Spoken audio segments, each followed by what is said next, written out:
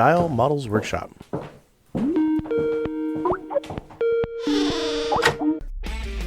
Welcome to Models Workshop After Hours, a miniature painting podcast that will probably offend you, then make you laugh, then offend you again. So go grab your paints and brushes and sit back, kick back, and get your paint on. Hey everyone, welcome back to another episode of Models Workshop After Hours. Clint had to go work. I promise you, Yeji and I didn't run him off. They fucked around with his shift, so he's at work. He's not able to join us this time. Yeji's here. Yay! We got Mark, and we have a special guest in the house tonight, Aaron Lovejoy. Hello. So this episode is like totally cool. Now, originally we were actually going to have Elizabeth and everyone else on, and we were going to talk about Miniature Monthly, but she, has this like totally awesome thing where she went on this vacation. I don't know what those are, but she went on vacation and she's unable to join us. So we are still able to have Aaron, and I think 2 weeks from now, the next episode, we're talking about having all of them on to talk about Miniature Monthly and that, all the kick-ass stuff that they're doing. And we'll touch on that a little bit here as well. But, Aaron was like bored. He's like, hey guys, can I come hang out? Yeah, that's what happened. So, man, this last 2 weeks, this last 2 weeks, hobby-wise, has been pretty good. I moved some more stuff down into my little gaming dungeon down there. I found a 50-foot extension cord and ran an extension cord down there. I have power. I never thought turning on a fucking lamp would make me so happy, but I was able to turn on a lamp and record my first video down there, like actual video. It still has its issues, but it's coming along. I really enjoyed it. I got my buddy Sam Sturgeon sent me a little statue of Dobby from Harry Potter, and it's really freaking cool. I'll be painting that one up shortly. And then today I got one of the Kickstarters it's floating around in the ether that's arriving to my house. It arrived today, and it's the one, actually, Aaron, if I remember correctly, it was the one that you turned me on to. The Macromats? Is that it? Yes. I was like, is he going to get it? Is he going to get it? Yeah, actually, my macro mats came in the mail today, and I set it up. The video I was shooting right before we started on the podcast is actually the macro mat, my first impressions and reviews and showing how to set it up and everything. Yeah, it's pretty easy to set up. And then it's kind of cool. You can just be inventive. And I mean, dude, I put bed sheets on that thing. I've done, whatever I needed to get a backdrop. It's pretty rad. Now, one thing I do wish, and I said in the video, is I wish and eventually maybe they'll do it, is I wish they would sell like double wide back sheets. Okay, so there we go. Because I mentioned in the video, it's like, if anyone from this place is listening to this, larger ones, because, some of us shoot Titans, right, and the narrow ones are a little on the narrow side. And also armies and stuff. I usually put mine horizontal or parallel. I don't know, whichever way is the long way. But I have to actually build up underneath it I put a couple game boxes underneath it because it doesn't, like the stand doesn't go low enough for it to curve. But they are talking about doing like I think a 3x3 mat, something like that. Ooh, nice. So yeah, that would be really cool. Really cool. Now another idea that would be another option for people if they don't want to wait is there's a place called Inked Playmats that make custom-sized neoprene or cloth-covered neoprene playmats, and they're usually for like Magic the Gathering, but they have a service where you can upload your own pictures. Like if I wanted to do one, and they're like 40 inches by like 30 inches, and if I wanted to do one with like a Models Workshop logo, exactly, I could upload our logo and have them screen print it on one. Actually, I have a mouse pad that was made by them that I usually use in my videos too. And it's great for people who actually have a business that's large enough they want a logo like you guys for Miniature Monthly. How cool would it be to have a custom backdrop that says Miniature Monthly where you do your videos? That'd be pretty damn sweet. Thinking even for if you have a commission painting service or something, you're doing all your your photos of your work in progress or whatever, or finished work, and it just already has your little logo up in the left hand corner or something. Now, I guess it could get a little squidgy if like you had a really big, like a Titan, like you're saying, and your logo's right behind the Titan. That would be kind of weird, but that would be really cool to have custom ones like that. Yeah, and they're not too bad. I mean, they're like $40 or $50 to get done, but I mean, if you're a business, like technically Models Workshop, I guess, is a business, even though we don't make any damn money. But no, like seriously, with this Models Workshop hemorrhages money like faster than You're in the business of losing it's money. I know the feeling. that. That is actually a very accurate description of what we do. This is definitely a labor of love because we pay to do this. We have our patrons, but like we made $50 off our patrons last month. I turned around and spent $150 on Models Workshop. Right. Yeah. So it's like, hey, look, I have $50. So that means I can spend $50 on this, and then I'll spend another $130 on other stuff. Right. It just... And for people, our patrons who are listening, I think I mentioned it last time, but last month actually bought Mark a new mic. So if you hear the nice crispiness and how it sounds a lot better, thank you, because that was on you guys, and that's what we do. We make the podcast better. Definitely. But and then so that's what I've been doing when for as limited time I have the hobby. I'm actually pretty excited. So Mark, Yeji, what have you guys been up to? Go ahead. Go ahead, Yegi. Don't speak all. Hold up. Thomas is here. He's going to tell us what he's been up to. Well, I wanted to ask a question. You told me that the microphones for the phone sex line were opening, so I'm sort of freaked out now. Yeah. Hey, hold up. We can't tell the patrons that. We have to make them feel good. We have to make it be like, hey, this microphone was, you guys bought it to make the podcast better. They don't have to know about the sex line that we're opening. It is after hours. Hey, I'm not taking make part that money of that, somehow. Okay? What? What are you talking about? You're our cam girl. Keeps I thought that's why we added the. I thought that's why we added the probies. You're my test subject, Aaron. Yeah. Like, hey, baby. Heard something about miniature dildos and got excited. I haven't really been doing much anything. I just I've been focused on this Aramon guy. Not getting sued? Well, let's not go there. But I've been focusing on this Aramon, and I got to the point, as Drew says, where you want to take it and throw it across the wall. I'm on the disc part. I'm like, God, it's so many nooks and crannies, and I'm trying to do the non-metallic gold, but it's like you have to bring up and push down, but it's every little section of this thing is a pain in the ass. So I'm not really having fun with it right now. So I switched over back to an Arcadia Quest model called Seth. He's this little vampire magician, and he's got some great colors going on. So I'm working on that right now. But other than that, yeah, trying not to get sued. I don't know how that's going to work out. Yeah. So, an update from last week with our saga of Prick. So don't be mean. Don't be mean.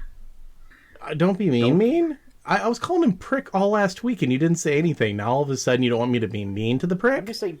I think it's a very well-deserved nickname. Okay. You don't want me to call him by his real name, so I got to come up with something that's similar enough where people can figure out who it is without me actually calling him out. Okay.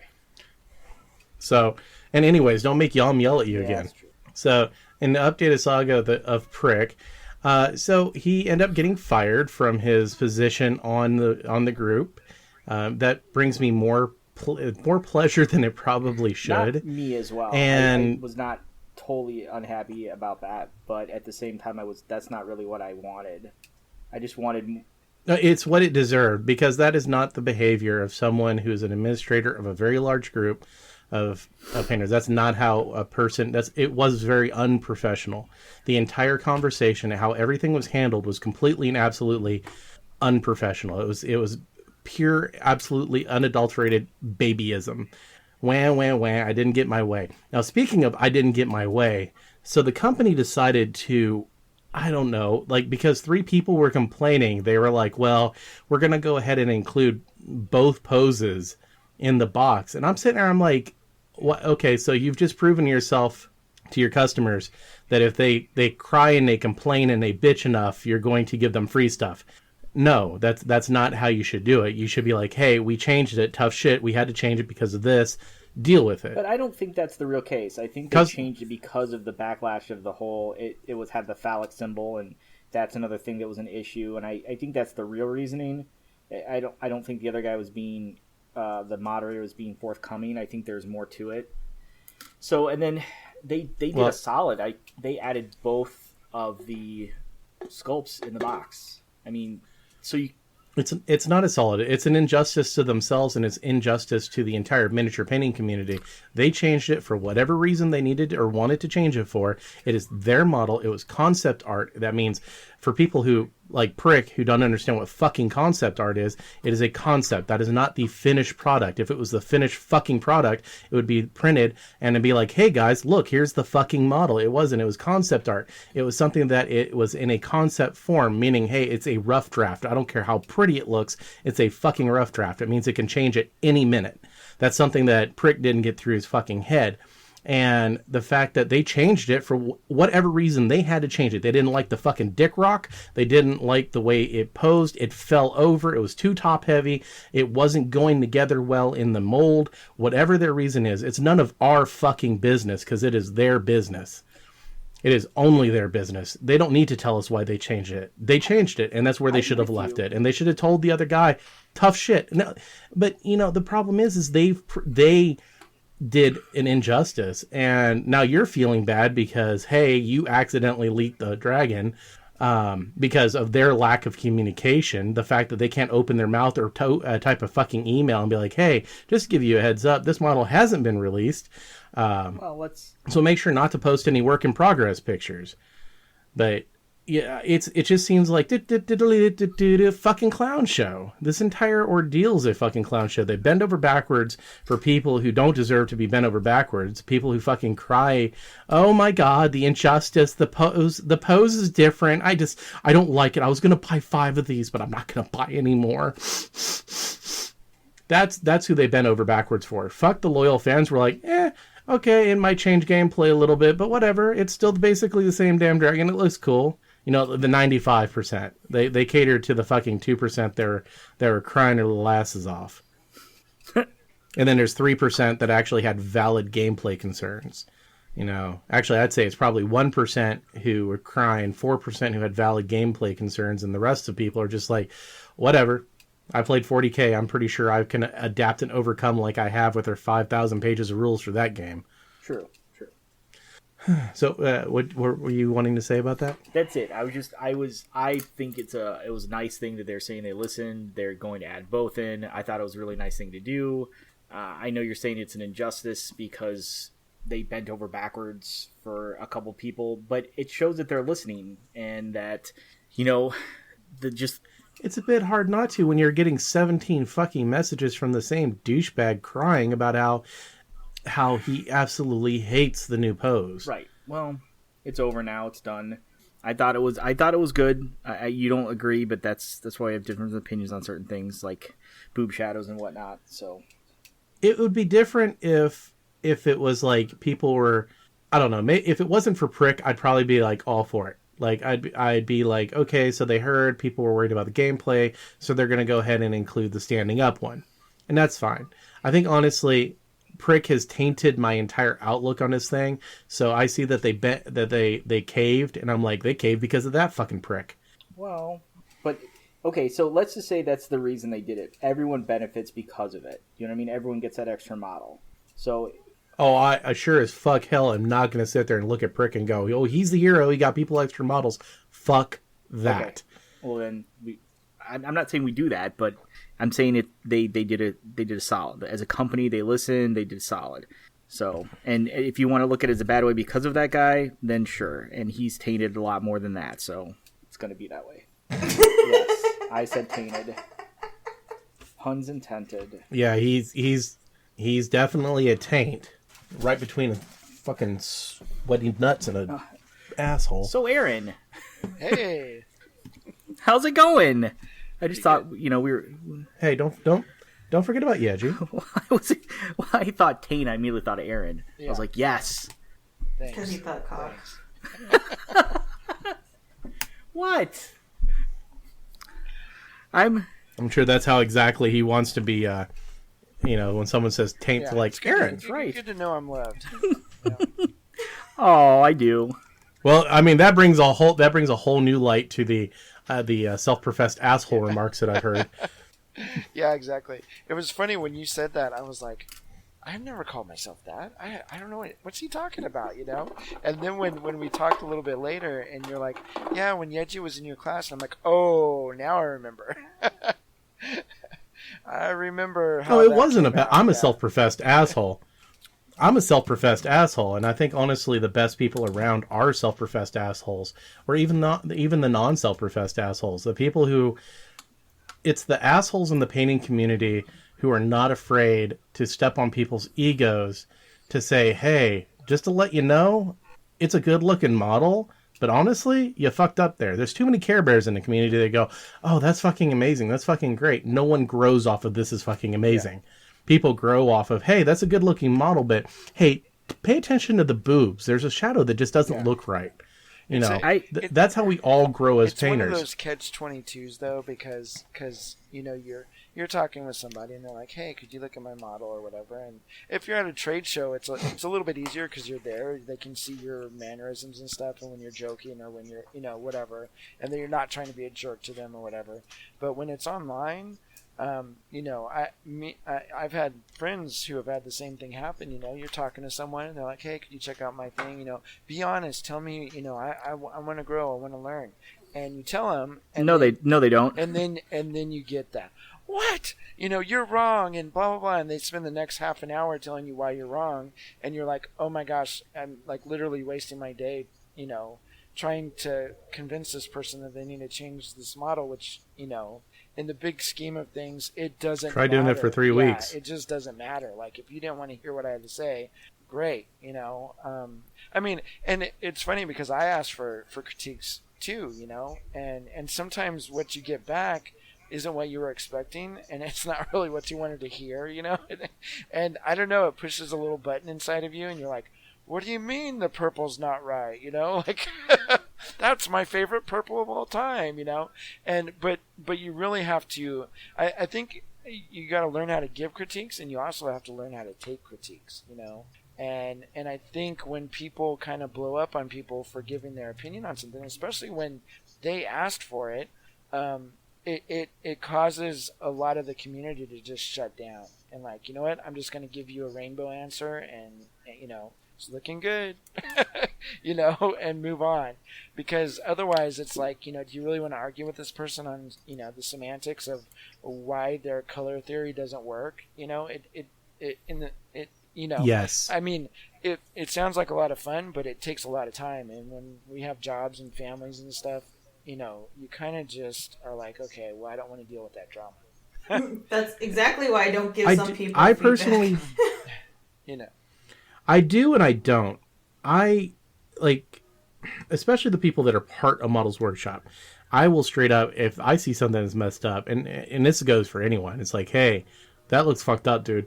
And I mean, literally, Mark and I went back and forth for 3 weeks. It wasn't that long.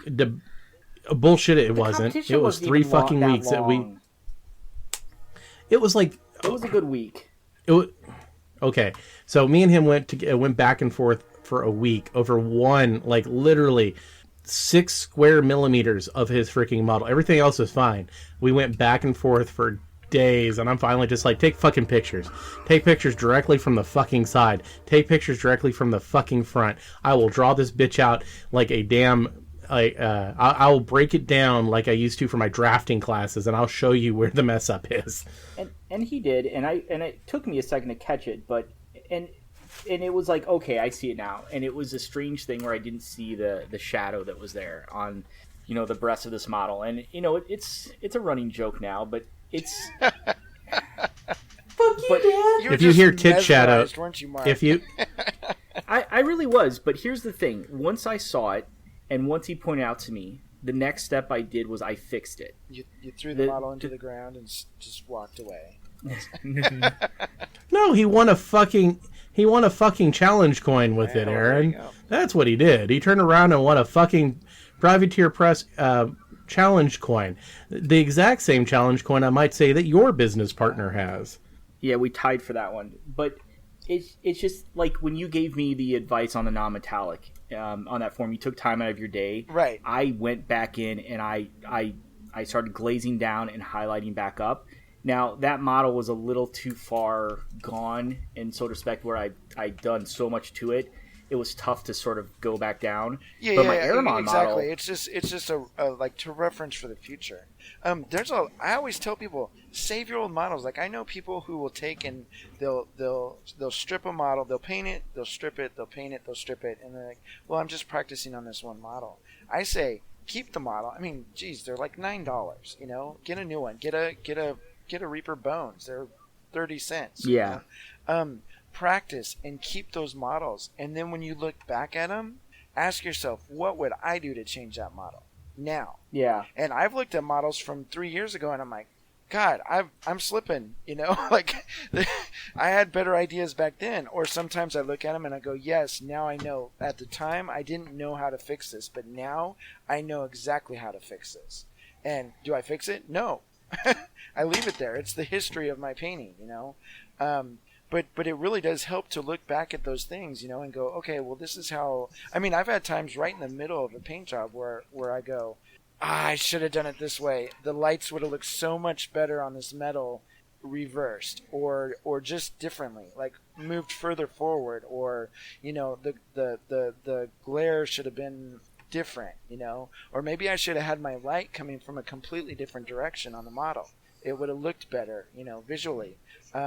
But at that point, you're like, well, geez, I'm 14 hours in, you know, I'm going to keep going, you know? So it's one of those things where you kind of just chalk it up to that's a learning experience, and you finish the model and you move on to the next one. Well, I did. The Aramon Actually, I did. I was taking pictures of step-by-steps, and I sent you a couple of them. Yeah. And I think the metallic, especially on his head, turned out great. The metallic on his back, it's a little bit weird because I was trying to use some glow effects, and then but it turned out a little reddish more than I wanted to, because I was looking at your Ball. Is that the character's name from Shadows of Brimstone? Ball. That's balls, Mark. Balls. Oh, Belial. Belial. Oh my god. Belial. I was looking at your balls. And it was singular. It was Ball. There's a character named Ball. Anyways, Belial. And your non-metallic on that is insane. The light reflects on it. The way it's just. I'm like, how did he do that? It's got this tinge of like this brownish black in there, and then it brings out the. Oh, it was. You so want to good. know how I did it? It's true metallics, man. All right, I'll be. But thank you for the compliment on my true metallics look like non-metallics. That is awesome. I'm gonna log off now. It's painted just about the same way. That's okay. You know what? I had who was it? I think it was Trey Manor from Redbox Games one time. Saw one of the models that I painted of his. You know, I put it on Cool Mini or Not or whatever, and he goes, "That is some of the best true metallics I've ever seen." And I was like, "Well, thanks, because it's non-metallic metal." And so, you know, it is what it is. I mean, either way, it looked good. So. So some of the I was trying to copy that. Yeah, some of the highlights and bright spots, I mean, might be caused by there is light reflection, but I've also I made it so it only reflected in certain areas. So yeah, you know, yeah, it kind of is what it is. But I almost think true metallics are almost harder now than non-metallics, because you have to factor in the fact that it does reflect, and so to be able to not let it reflect in certain ways is a challenge. And the lights are. See, I don't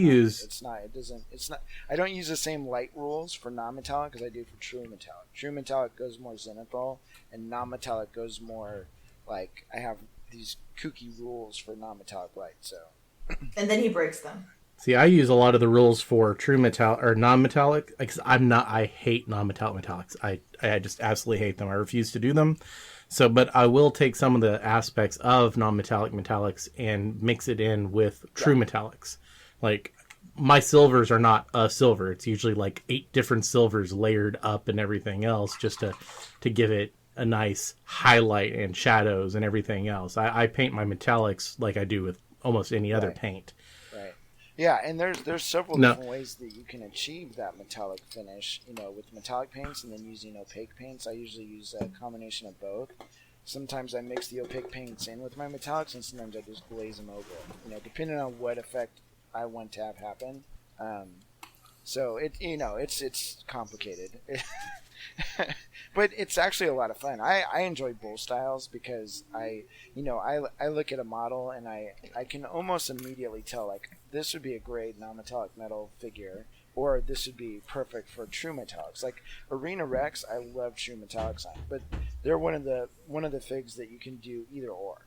But I think they're more historical looking, so I like that metallic look. Whereas other models, if the armor's real soft, I prefer doing it in non-metallic metal because then I can make those edges look sharp. Where I can't do that with true metallics, or it's really different. You did a really good job because I think with non-metallics you have to add the light reflection, but with true metallics you can control the light reflection, and you did that so well that I could not tell. Right. I was like, wow. Now that you mention it, I'm like, are you serious? It's... Yeah, and a lot of that was just, I think part of it, at least for me, is when I look at either true metallics or non-metallics, like I will paint it initially, like with your Aramon. You paint it initially, and then walk away from that, like do it first, and then come back and start doing the other sections of the model and finishing them up and everything, and just keep coming back to it. 2 or 3 days later, look at it again, and really take a look at your non-metallic metal, and go, okay, I think it would be really cool if the shadow in this area like sweeps up all the way up the side of the model, to have this dramatic play of light and dark. And sometimes for me, I just need to give it a little bit of a rest, because when you look at something for so long, you stop seeing it. It's like, yes. It's kind of like the shadow on the boob. You just didn't see it. You've been staring at it for a fortnight, and you just don't see it, or I've had times where I know there's a problem with the paint job and I overlook it for so long that I forget to fix it at the end. I just made it disappear in my... So with the true metallics, that's what I did. I kept going back in and I kept going, okay, this area needs to be darker, or this area of darkness needs a nice bright spot in it, so I need to pull that back up. And so you just it's kind of almost organic at a certain point. You're like, you just keep thinking about how would this area reflect, and also how does it look good artistically. So sometimes it's not a natural reflection. It's just, it looks cool, But you can't do too much looks cool, and you can't do too much realistic, because that's boring. Both of them cancel themselves out. So you have to do just the right amount, which is the pain in the butt part, or so they say. Pain in the taint. Pain in the taint. Taint in the paint. It's getting that. So, Yeji. What's up? What have you been up to? I've been up to painting and being slowly driven insane because I'm not getting out of the house and I'm getting a little stir crazy. You know whose problem that is, right? Yours? That's your problem. Oh yeah, because over in Indiana, I'm sitting there holding the door shut, because I have that much influence. You could always get up, I don't know, before the crack of noon, get up and leave the house. It's not like you live in the backwoods. You live in fucking Las Vegas. Yeah, but I'm such a hermit, though. Like, it's just, every once in a while, I just go into hermit mode, and that's kind of where I've been lately. Go to the gaming shop. We did on Monday, but that was Monday. But I finished Tuesday, a Wednesday the other day. Eyes turned out really well. Very impressed by those eyes. And Thank you. I think we need more color transition like that, because it was really cool. And I know you did that on another model, but it was very well done. Well, thank you. And then it was funny too, because Clint, he's like, oh, I don't like the back, the cloak, and I don't see why everyone's so impressed by it.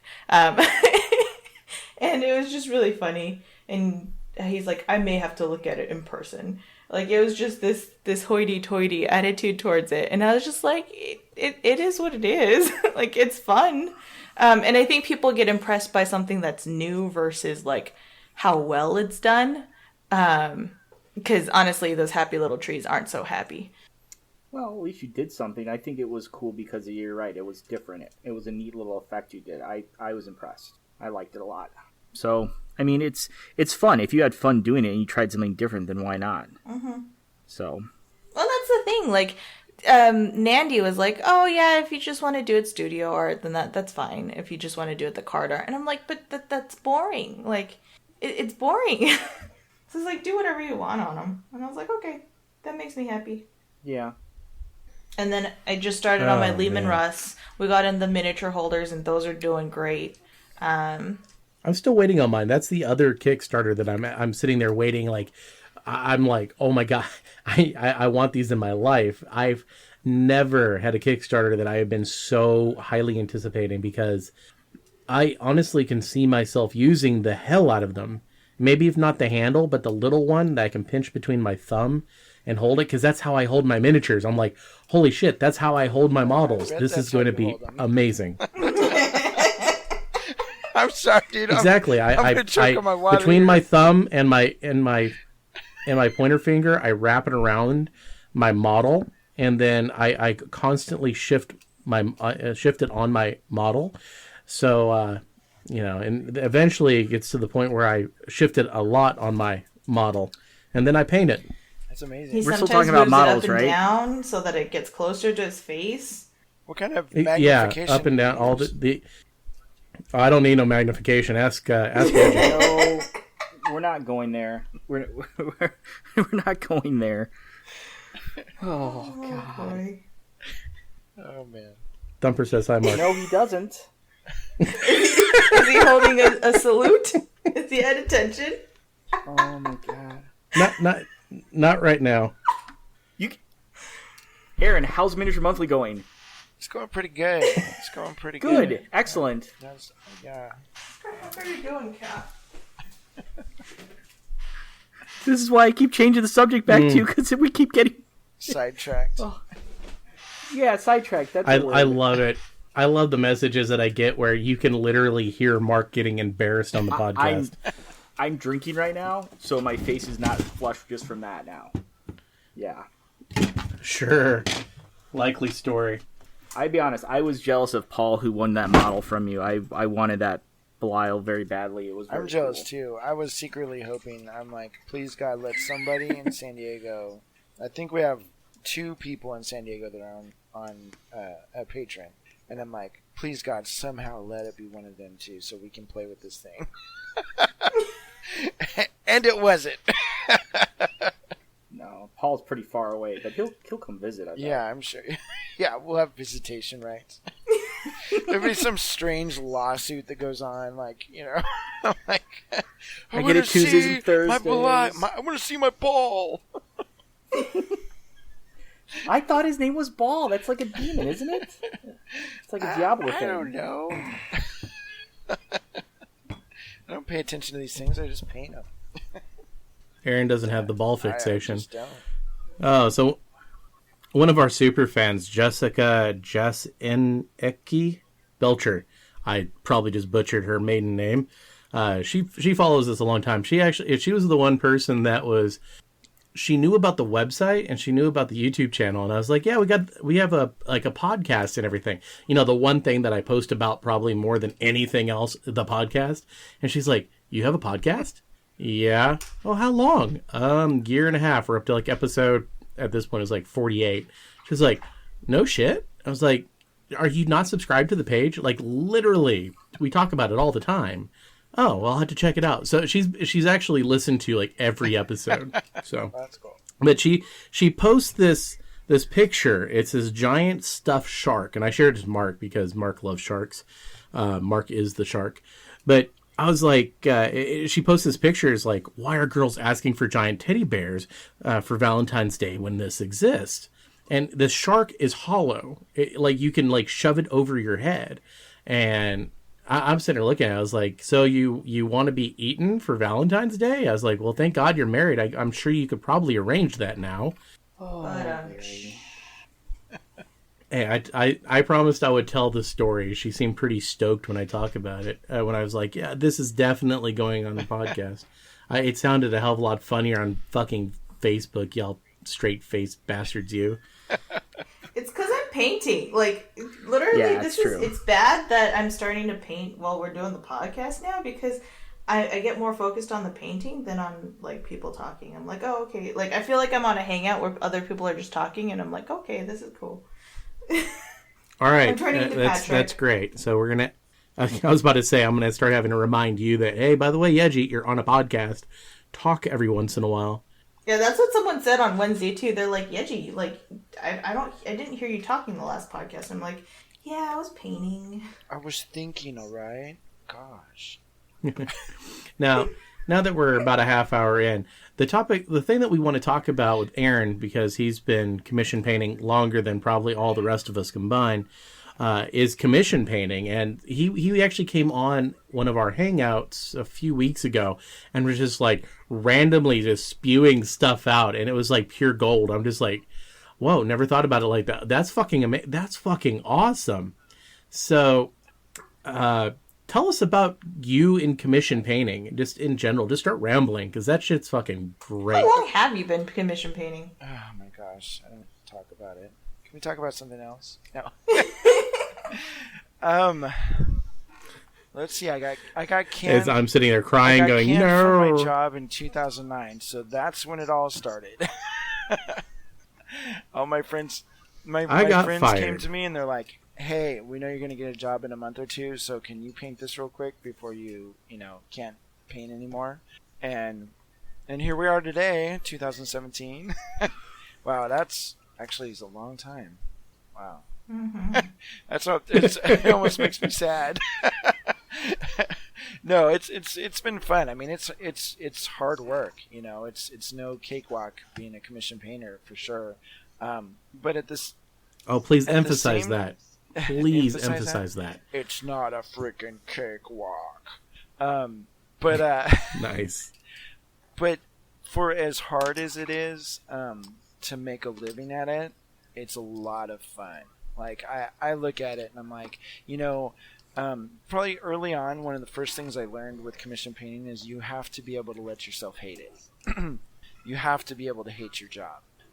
Because if you go into it thinking this is my hobby and I just love painting and making people happy and everything, it's not gonna end good, because at some point you're gonna be like, I can't stand painting. I used to love it, I don't want to paint this fish for this person, or whatever model you're doing. I don't want to paint this 400th squad of Space Marines. I'm just over it. You have to let yourself be able to hate that, because 90% of the time you love your job. Like right now, this week has been really, really stressful with a couple armies leading up to LVO next weekend, and so I mean we're just painting like a single color all day long. That's not fun at all.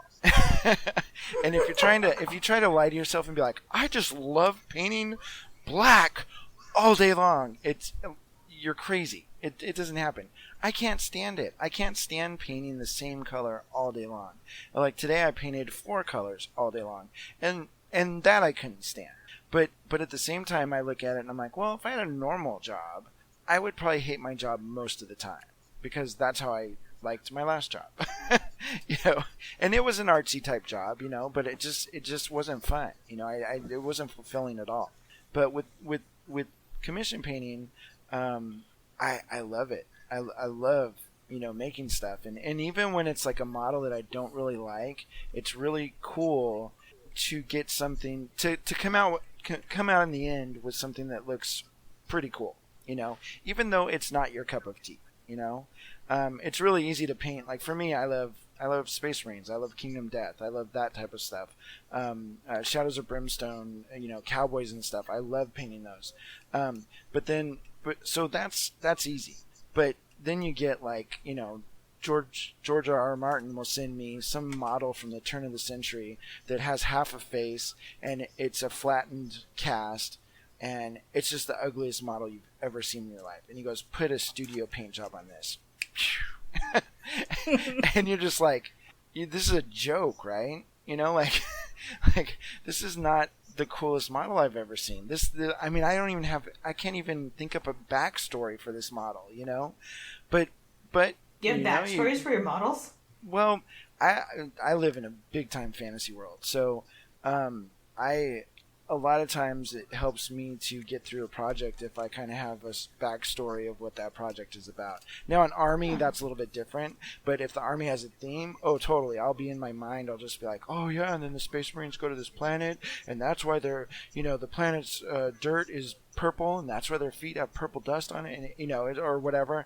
And it just kind of helps me get through it, Now, if it's like a display model, like a one-off commission piece for somebody, like for a collector or something, I will definitely have an idea or story behind it as to why the character is where they are and what they're doing, and and all that stuff, because it just helps me. It helps me put my heart and soul into it a little bit more, I guess, if that makes any sense. It just kind of. I can get lost in thought, and the hours don't seem so bad, that type of thing. So, I don't know. That's just my crazy way of making it through, I guess.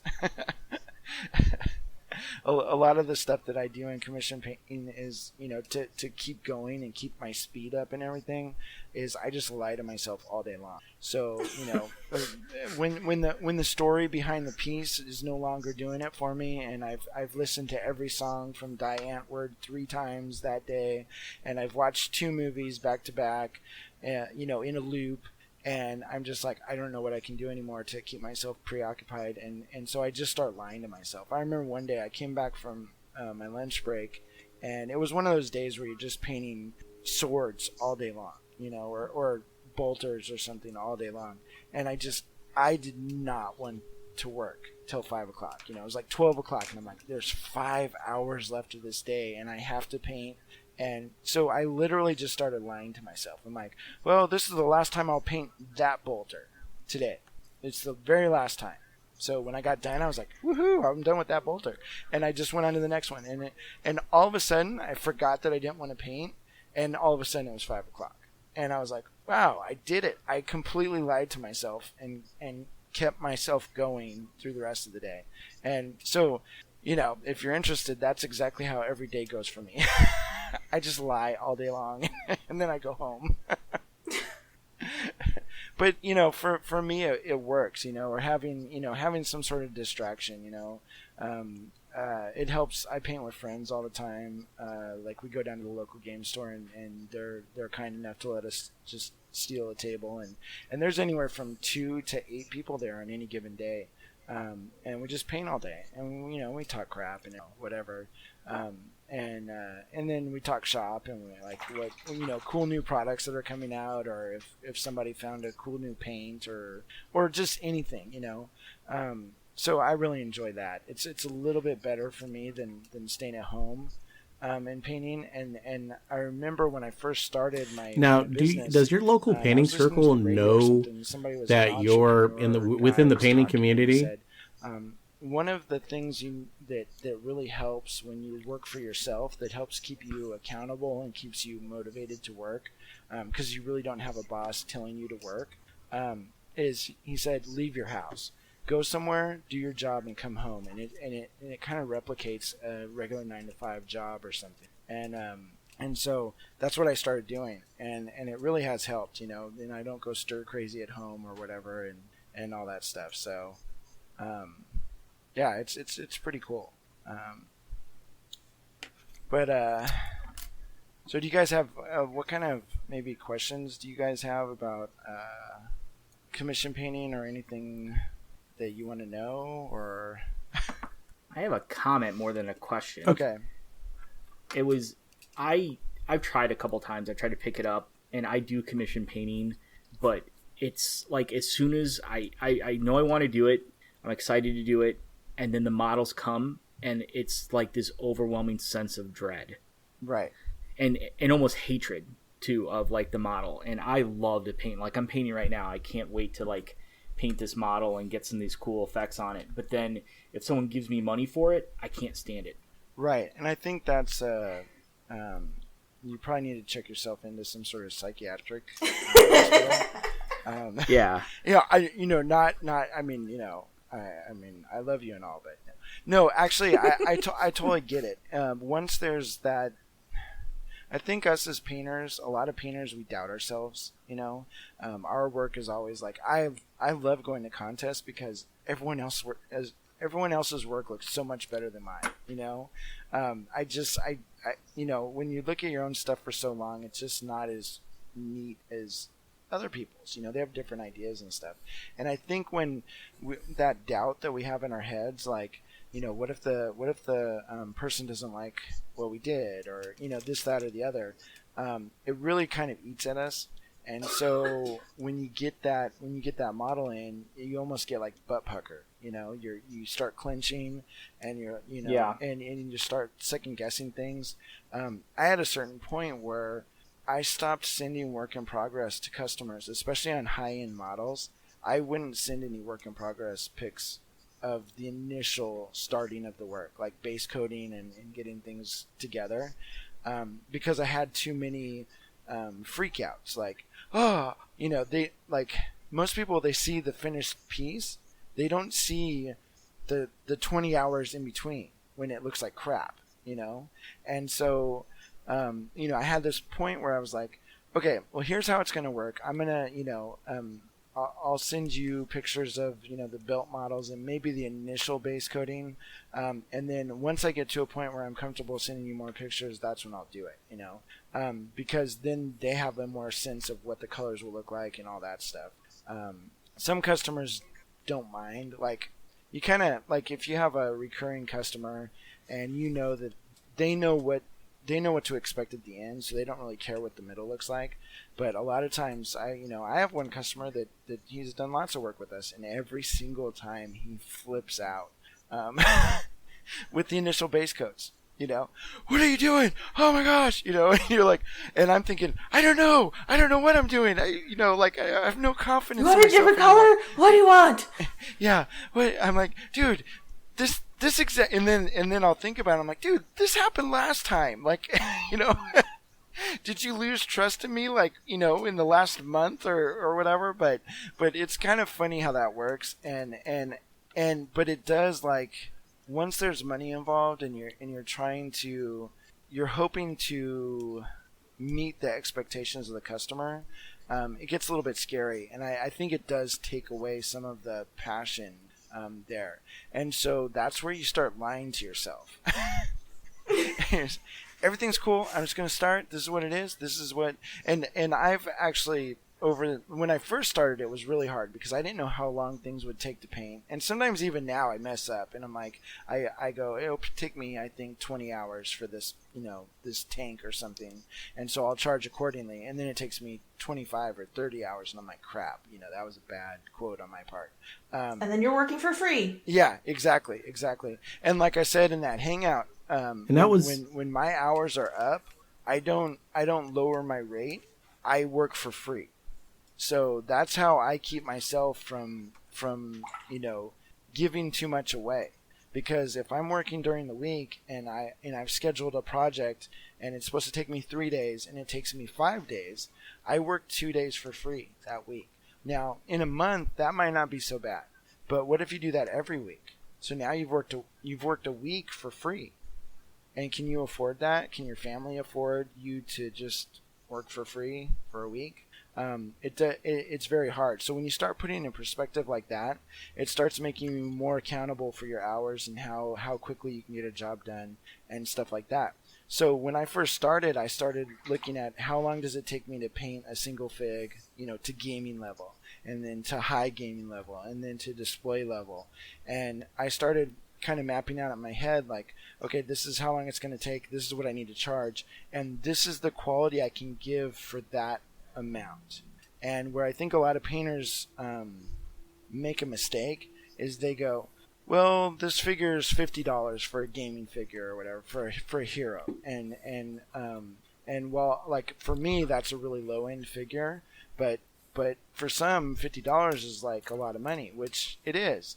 But the problem is, if it takes you 10 hours to do that $50 figure, you've worked a lot of free hours, even if you're looking at making $10 an hour. So it's one of those things where you really you can't give too much away with your time, because if you start getting really busy, that's going to cost you big time, and there's no way to get those hours back. You end up, you do a week free, and you're only making $10 an hour anyways, or even $15 an hour. You're hurting big time on your bills and stuff that much.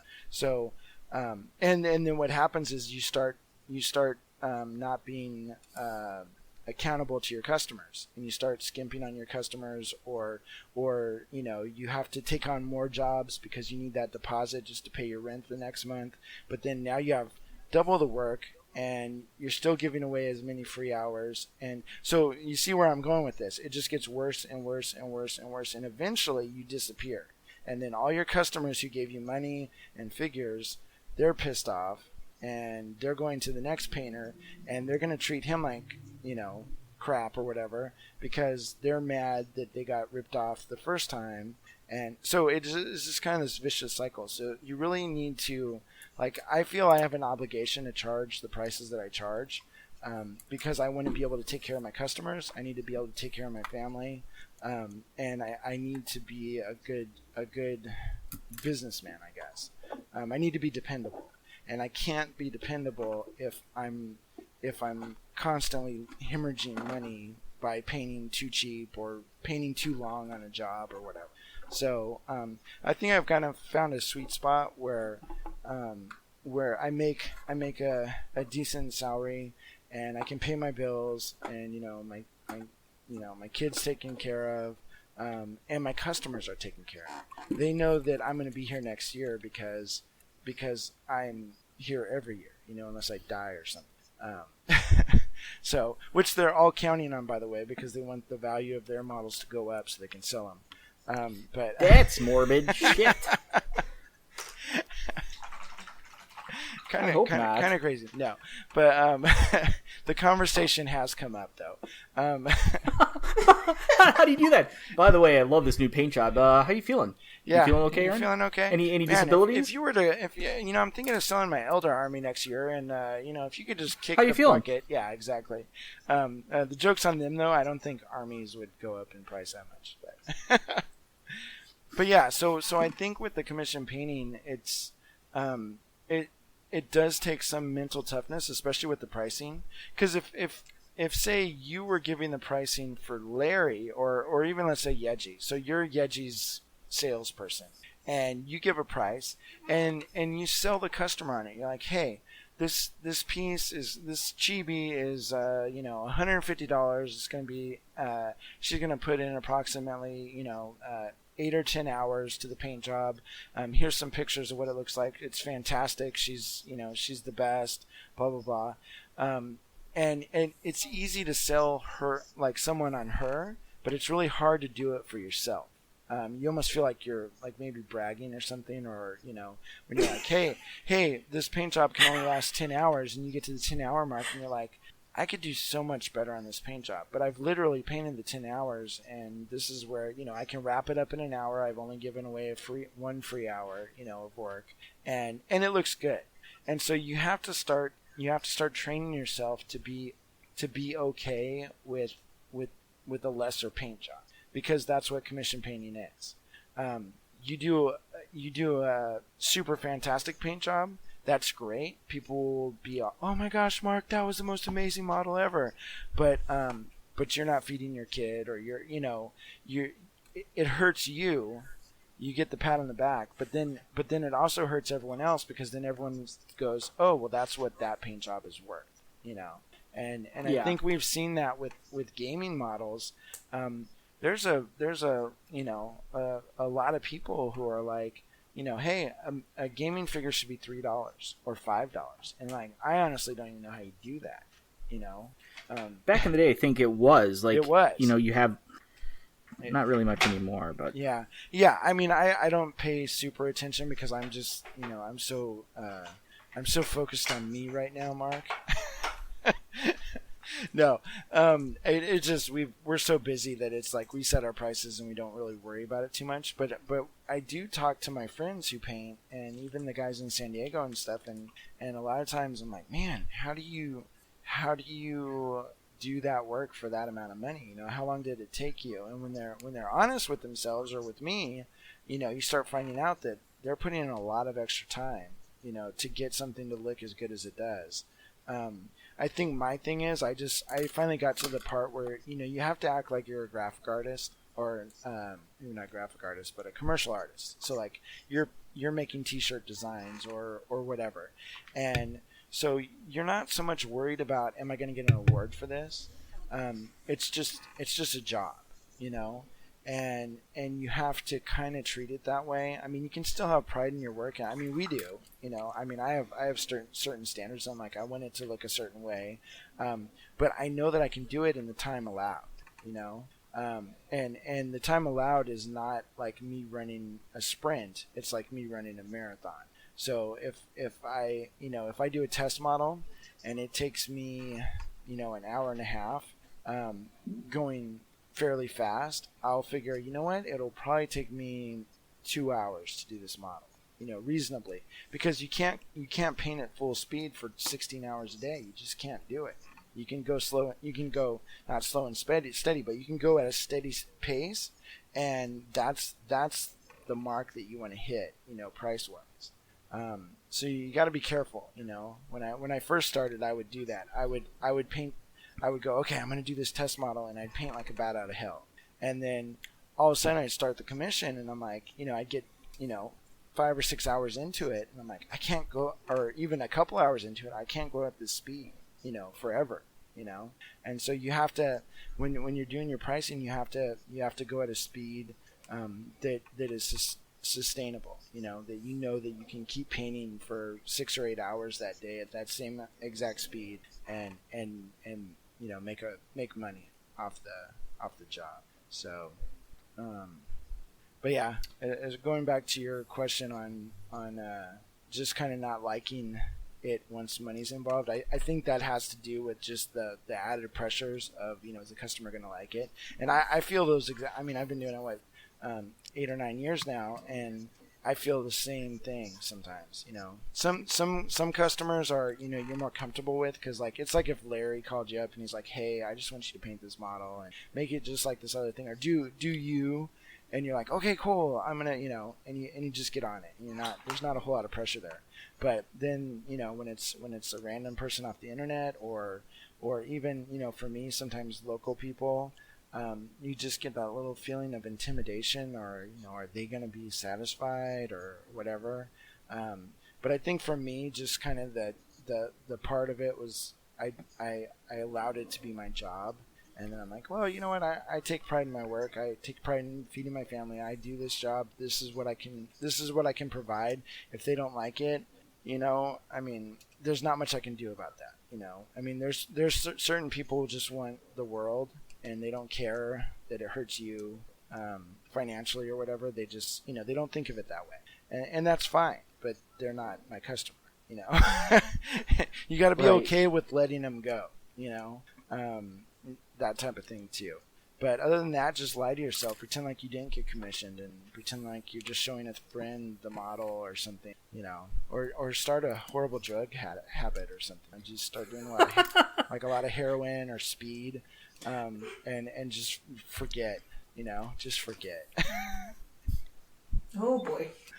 Now, you made a mention of your pricing too, like whenever you're first starting off, about watching out how you price stuff, because you don't want to price yourself into being that cheap person. Painter guy. Can you explain?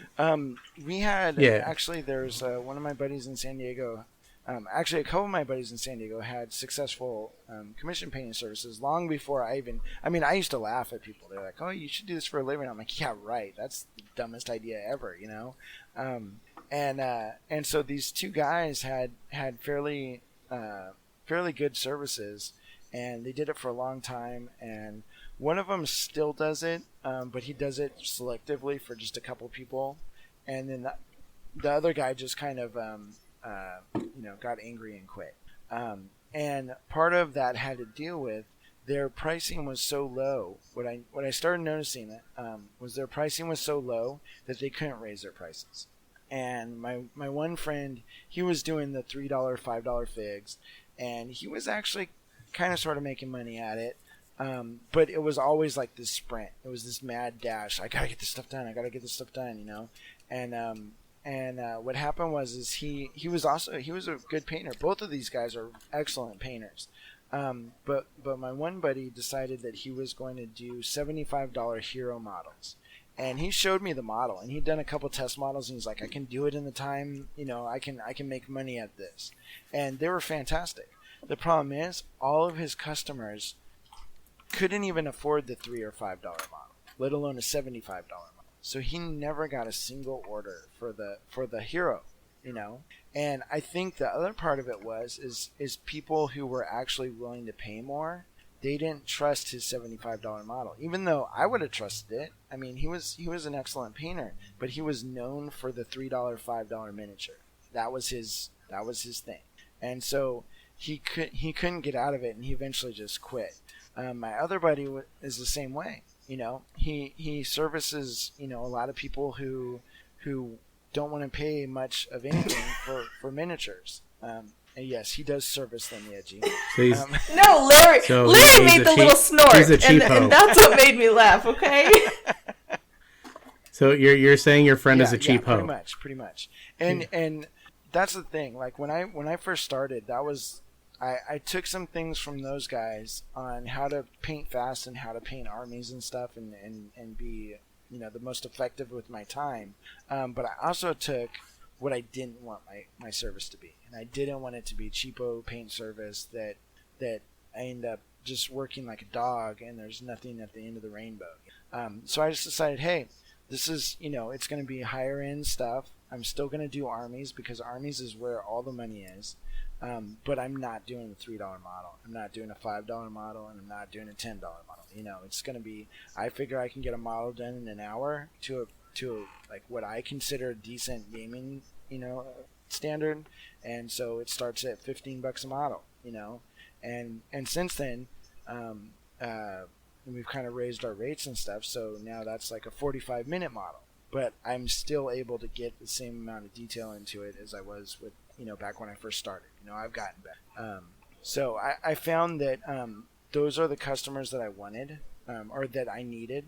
The people who can afford to pay more for the models, even when the economy dips down, they can still afford their toys.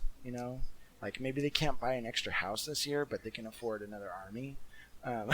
So I found like even in 2007, when the market crashed, I don't know. 2008 about there. Yeah, 2007, 2008. And then it just progressively got worse as time went on. And I kind of started my business right in the middle of that, But the customers that I had, and I didn't have them all at once. I mean, it was like a slow grow, like 1 or 2 new customers a year. But they had the money where they didn't have to worry about, paying for their arm. Like I got a guy right now that owes we're finishing up his army. He owes the back end of the deal, so he owes $3,000. He's not concerned about it. I'm not concerned. But I found that sometimes when you're doing the $5, $3 models, sometimes those people can't even afford that, and not to like sound mean or anything, but I'm looking for, like, for me, I'm looking for customers who have money and want kind of nicer things, and I provide that for them, and I provide a consistent service, and I do things, I try to do things in a timely manner. It doesn't always happen that way, but usually I can get things done fairly quickly for them. So and they recommend their friends who also can afford the nicely painted art. So I don't even have to market it. It's just my customers referring other customers, and I don't have to, when I first started, and I remember this one guy walked into the game store and he's like, "Oh, that's so cool. Oh, how much do you guys charge?" And we're like, "Well, it's $15 for these guys." And you could see he was adding up in his head, and he looked at us like we were thieves and like we were robbing people. And I looked at my business partner and I was like, "That's the customer we don't want," like because he looked at us like thieves, and we looked at it as like we're just barely paying our bills, and so that's kind of the difference. This stuff, painting takes time to do it right, takes a lot of time, and you need to find customers who are willing to pay for that time. That's pretty much it. I make a meager existence, miniature painting, but I love my job and I get to spend, extra time with my kids and stuff like that. So, so that works. I don't need to be a doctor or have a lawyer's salary or something. I really enjoy where I'm at, but to get to that point, I had to be kind of strict about, how I conducted my business, so that I could be fair to my customers and that I can make a living, doing this. And I think if you treat it that way, you got to treat your painting business like a business, because if you don't, you're gonna fail really quickly. It goes badly really quickly, and I hear it all the time. I get customers all the time who are, upset because their last two painters just maybe didn't rip them off, but quit, and they're like, that doesn't help when I'm painting this huge ultramarine army. I have 4 different paint schemes from all these different painters, or it just takes forever. We've all heard of the 3-year commission, or longer. Some of us live that 3-year exactly. commission. Some of us are that 3-year commission. So for me personally, I take pride in the fact that we get stuff done, and we're consistent, and we're here I can take care of my customers because they take care of me, that type of thing. I don't know. That's kind of my outlook on the commission painting thing. It's never going to be a perfect business because it's a horrible business model. There's no profit margin marked into commission painting. So if you've gone to any kind of business school, you need a minimum, and this was maybe 17 or 18 years ago, you needed a minimum of 30% markup to keep the doors open. Minimum, or you're going out of business. And commission painting, there's no markup. It's all labor, and so it's not a very good business plan. What happens if I get sick or go blind or something? Who's going to take my place? Well, who can do a studio paint job like me, and for the price that I do it? There's X amount of people in the world that can do that. I don't know if there's any in San Diego, so how do I get that done? And even if I did pass it on to the next painter, I don't make any money off that because my business isn't generating money. It's just generating labor, payment, So it's kind of one of those things where it's not the greatest business, but at the same time it's good for my head. I don't know. I like it. I like painting. I like making stuff. So I don't know. So yeah, you have to I think as a commission painter, look at it in the long run. And I don't know if we'll ever get to the point where you can say, okay, this gaming figure, like this one Space Marine, is $50, and people would pay that. I don't think that will ever happen. I mean, we do 15, and we're actually thinking of raising that rate because it just seems like everything's getting more and more detailed, and it takes longer to paint, and our customers tend to always want the higher end stuff, so it's like, well, maybe we should just raise the price a little bit more. But even with that, people are like, it gets expensive. You're having your toys painted. But do it right. It takes time. If you're doing GW stuff, I think you got it right there. Like lately, the standard GWs, even the Space Marines, are compared to what they used to be. All the detailed 30K extra stuff is crazy detailed, and everyone wants 30K. Well, look at Silver Tower. Yeah, Silver Tower. Silver Tower, those models are absolutely mind-bending. Yeah. And sometimes you can get, I'm constantly learning, and sometimes you can pick up little tricks and stuff that make a seemingly really ornate model easier to paint than if it was just a guy in a robe. But then sometimes that doesn't happen. I mean, it's kind of like every model's different. So that's the other hard thing. It's like you look at two models. Well, this is a 28 millimeter humanoid style figure, and this one's a 28 millimeter. Like, okay, perfect example.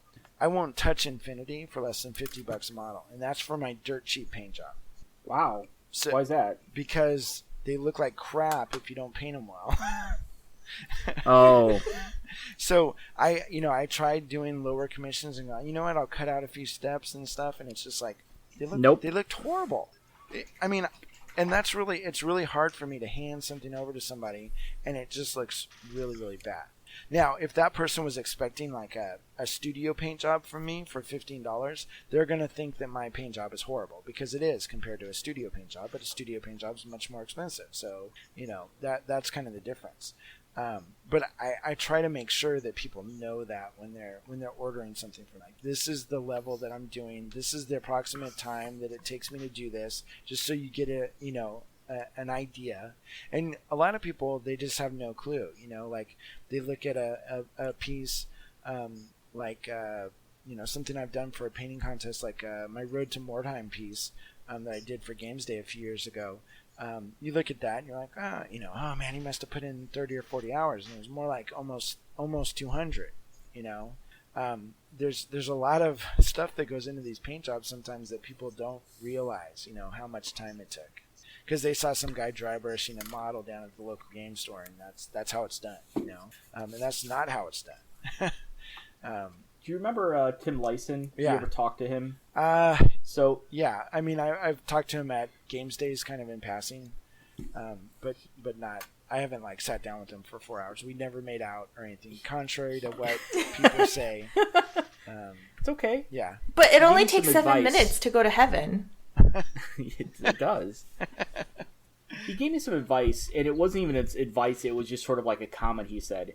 It was at a Games Day, and I had not won a Golden Demon yet, and I was disappointed with their critiques and everything. And he pointed out this one guy's figure. He said, look at this, look at the amount of detail, look at the freehand, look at the shading, look at the blends. And I go, but that's crazy. I mean, look at how much time he spent on that. And he goes, exactly. Yeah. He goes, exactly. And he goes, I said, who's got time to spend on that like that? And he goes, people who are dedicated to the art. Yeah. And those are the people that win. And I said, and it was like sort of like slap in the face. And it was weird because the next year, instead of starting like 2 weeks before Games Day, I started 6 months. And then it finally happened. I would start the day after Games Day. That's how I start my Crystal Brush projects now. I would cry and be crushed for about 2 weeks. And like my life had no more meaning, blah, blah, blah. Because I went 5 years before getting in a Golden Demon. So it was like, every year it was like I'd go home with my tail between my legs. But yeah, I mean, it was like, there was something inside me, like deep down inside me, I was like, I'm more determined this year than I was last year. And then the next time, the disappointment again. I'm more determined this year than last year. What do I need to do? I think it's super important at those contests. Definitely look close at those other models, even ones that didn't win. The ones that are made the cut, stuff like that. Look real close at them and see what people are doing, because sometimes it'll surprise you the amount of detail someone can pack into something. I mean, it's just insane. Yeah. So yeah, I mean that's kind of it. And then now it's like, I spent like my No Hope piece from last year at Adepticon, I spent 250 hours on. But if it was old Aaron painting, it probably would have been double that. Because I spent a lot of hours not knowing what I was doing, experimenting. Now I think I spend my hours. I do still have to experiment a little bit because life's an experiment. But a lot of the things I've learned and techniques I've gotten help me make educated guesses as to where a paint job should go. And so I'm in the ballpark rather than being like so far outside of the ballpark that you can't recover from. So it's wise hours spent. So just because you spend, like, I have one of my stories is when I first started painting, it was all about how long a paint job could take. That's what made it cool. Whether it looked cool or not, it was just, oh my gosh, that guy spent 45 hours on the knee pad alone, that type of thing.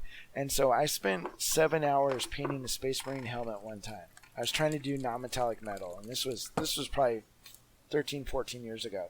And it looked horrible when I was done, and I spent 7 hours on it. But I went around and I remember telling all my friends, dude, I spent 7 hours on this helmet last night. It was so awesome and blah, blah, blah, blah. But I never finished that model at all. It was just stupid, right? But now if I spent 7 hours, I would definitely have the helmet done. In fact, most of the figure would be done, to a higher level than that 8-hour helmet paint job took.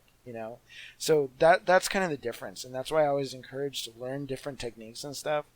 because the more techniques you know, we all know you can't attack different areas of a model with the same technique, because it just, maybe your brush can't go in that direction in that, on that part of the model, or for whatever reason, wet blending doesn't work, so you got to switch to layering, or you got to do a 2-brush blend, or you got to do, all these different things. You want those things in your repertoire because it really helps you in the end, because, everything changes as the paint job goes on. And that just helps you with your time, So 10 hours is 10 good hours, rather than a crappy Space Marine helmet that never gets finished. Kind of crazy. Now, one small request. Actually, I messaged Jessica. It's like, hey, we just talked about getting eaten out on Valentine's Day. She's like, oh, ha ha ha. I was like, yeah, we have Aaron on the show, and she was like, oh my god, he's my. Can you say hi to Jessica for me? She'd probably hello, Jessica. Just be like, oh, yeah. Hello. So you have no idea who it is. I was my ex-wife's name is Jessica, so I already don't like this chick. No, I'm just kidding. oh, ouch. You can tell Jessica. You're breaking her heart. No. She's probably hello, he's not Jessica. my favorite She's anymore. like, he's one of my favorite. And all of a sudden she's gonna be like, I hate one of my you favorite all. sculptors. She's like, he doesn't sculpt. It wasn't non-metallic metal. It was true metallics. I'm okay. I'm gonna be fine. I'm bummed now. I wish I had done it in non-metallic metal. That would have been cool. I should. That was the best non-metallic metallics ever, and you're like, I mean, it was like over your article. It's funny. Everyone calls metallics different things. Like there's the I can't think of the names for them, but like they'll have some weird name for true metallics, but it's like a true metallic non-metallic hybrid, and I'm like, isn't that all of them now? I don't know.